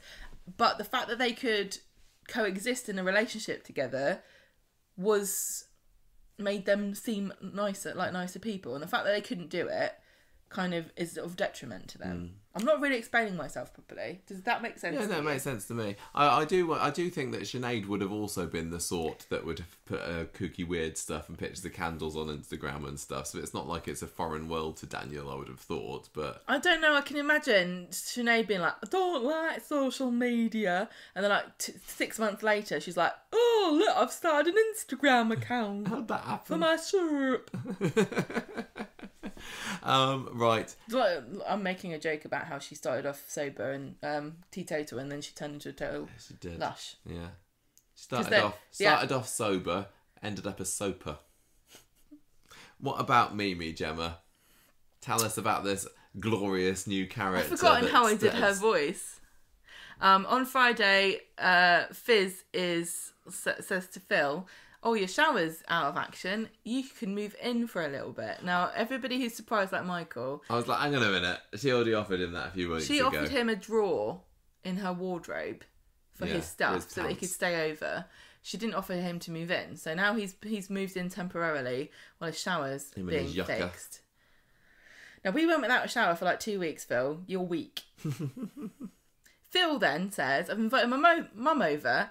And he's like, oh, she's coming over now. And Fizz is like, oh, no, really? And he's like, no, not really. She's coming over in an hour. Ha, ha, ha, ha. Yeah, Joshua Fake Bell, out. Honestly. And then it turns out that Phil's mum is a bit of a bit hard work, isn't she? She's amazing. She come first of all. The car was coming round the corner and was like, oh, God, I hope this is a battle axe. And I was not let down. You knew that she was high maintenance when she couldn't even open the car door herself. Phil has to open the car door so she gets out. The first thing you see is red leather gloves and a faux fur coat. And she's like, hi, darlings, everybody. Yes, it's me, Mimi. And she's got a dog in a bag. And this dog... Yeah, there was a Pomapoo. This dog lives in a bag and it's got anxiety separation disorder or something. And then she's like, oh, how quaint. Was this your house that you live in? And she just revels in the glory of being able to... rubbing everyone's nose in the fact that they're poor. Yeah, yeah. Oh, is that a bar you've got there? Oh, how sweet. Oh, what biscuits do you have? Oh, Phil, you're so wonderful. Oh, and then she says, Fizz says, oh, would your dog, what's the dog's name? Eric, I don't know. Would he like a biscuit? She's like, oh, he's got such a dreadfully delicate stomach. I don't think he could have anything in this house. She uses long words that Fizz doesn't understand, like couture and facilities. Can I use your facilities? What's that mean? Can I take a waz? Fizz should just directed her out to the yard and to the outdoor cars. Surely Fizz is intelligent enough to understand synonyms. I think that Fizz probably would have understood her, yeah. But she spent the whole time going, gush, goodness gracious, I don't know what you mean. You would like a condiment? What is that?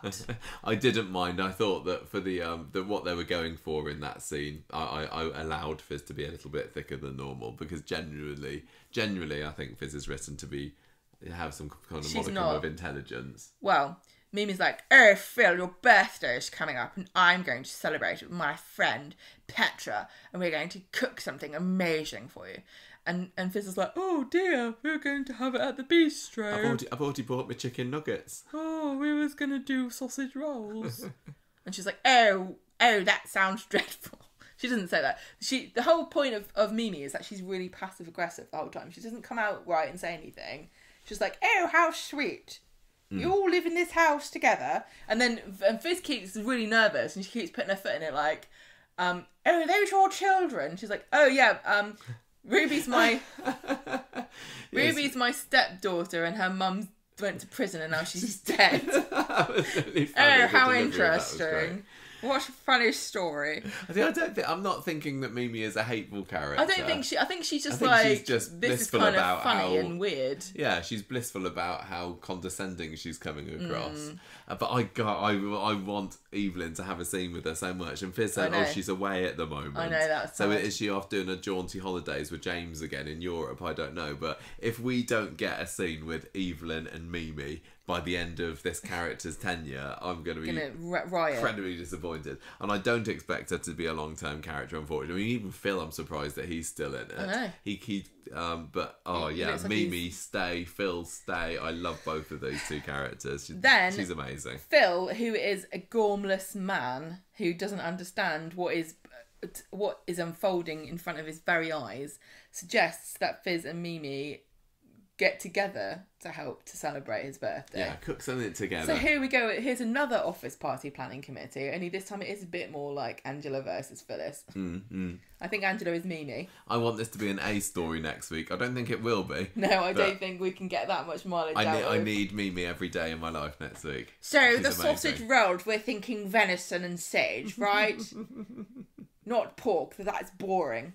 Oh gosh, I love her. Right, we've run long on the street talk today. We had a lot to talk about. It's funny. I was like, no, it's fine. It's fine. As I was watching this week, I was thinking, this is a bit boring, really. But I think that today's episode definitely did lift it. It wasn't like, top of the class or anything, but I enjoyed. Daniel wouldn't be asking it to stay after school to write a sonnet together. No. But he might give up his lunchtime because he's got enough spare time as it is. I think that the Munchausen syndrome stuff got interesting once the reveal had happened. I wasn't interested in all the wedding and Curtis going, oh, I want it to be cheap, because they were just saying, look everybody, viewers, there's something dodgy about Curtis. Have you noticed that yet? You can tell he's evil because he doesn't want a big wedding. Yeah, just like Abby. But it got interesting halfway through the week, more interesting anyway.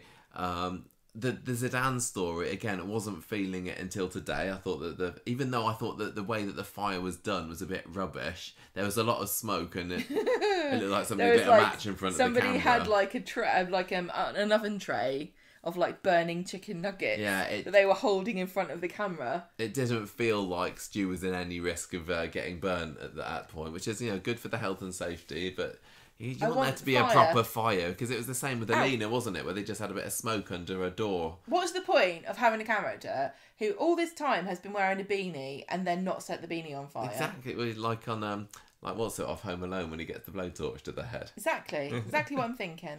But yeah, that got better, I thought. The Grace was okay. I didn't really like Grace and Bernie together, but that got more interesting when she was making those demands today. I know that some people have said, I don't understand why Grace would hang out with Bernie. Also the other way round. Yeah, I know. I don't get it particularly.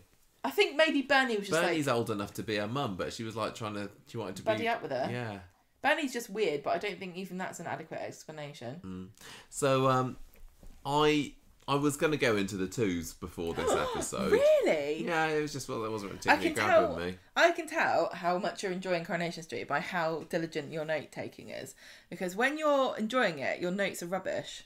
Yeah. The scenes with Mimi on, I was just like... On Friday, you were like, today, you were like, I haven't taken any notes on this scene. That must mean that I'm enjoying it. Yeah. Yeah, so that's my... that's how you tell. I am going to end this one with... Oh, I can't let this week bring it up too much. I think maybe I'll go for today, make it bring it up too much. I think I'll give it a 3. I think I might give it 3 breastfed 10-year-olds out of 5. Right. What about you? I'm going to give it 3.5 tacky hot tubs. Nice. Who was it that was saying about that? Arleo, I can't remember. Hot tubs tacky? I thought they were rich people's things. No, it was it was Yasmin. They were talking about. I thought it was Arlie because they were saying Tally and Tim have got a tacky hot tub. They have got a tacky hot tub, but Yasmin doesn't want one because she thinks that they're tacky. We could have a recessed one. We've eyed up a spot in our new house, haven't we? Where outside Michael our new really house, wants a hot tub, but we probably would never use it. I know, but we've got a bit of patio that's in a little corner that would be perfect for one. Yeah, we do need to. We do need a Weatherfield windfall. It's true. We do. What was that? I wrote down breastfed 10-year-olds here, but I can't remember what that was in reference to. Bikes made of wood. That's the posh mums at the play school that Bernie and Grace were making fun of. Yeah, it was, wasn't it? I could have done that. Right. Character of the week this week. Who do you reckon? Oh. Is it Curtis? Is it? I kind of want it to be Mimi, but it shouldn't really be Mimi. Not Zeedan. Not even Stu, because I think he's a bit of an arse to what's her name, Yasmin, and he really took offence where none was intended, which is no way to live your life. Well, he was mostly just offended by Zeedan, he was offended by Zeedan, but then he took it out on Yasmin and made out that she was patronising him and everything. She was a bit stupid because she just basically said, "Come and meet me in the restaurant," and then he came and she was like, "Here's the job." Like that is a bit patronising. You should have asked him if he wanted one first. I'm gonna give the character of the week to Mimi.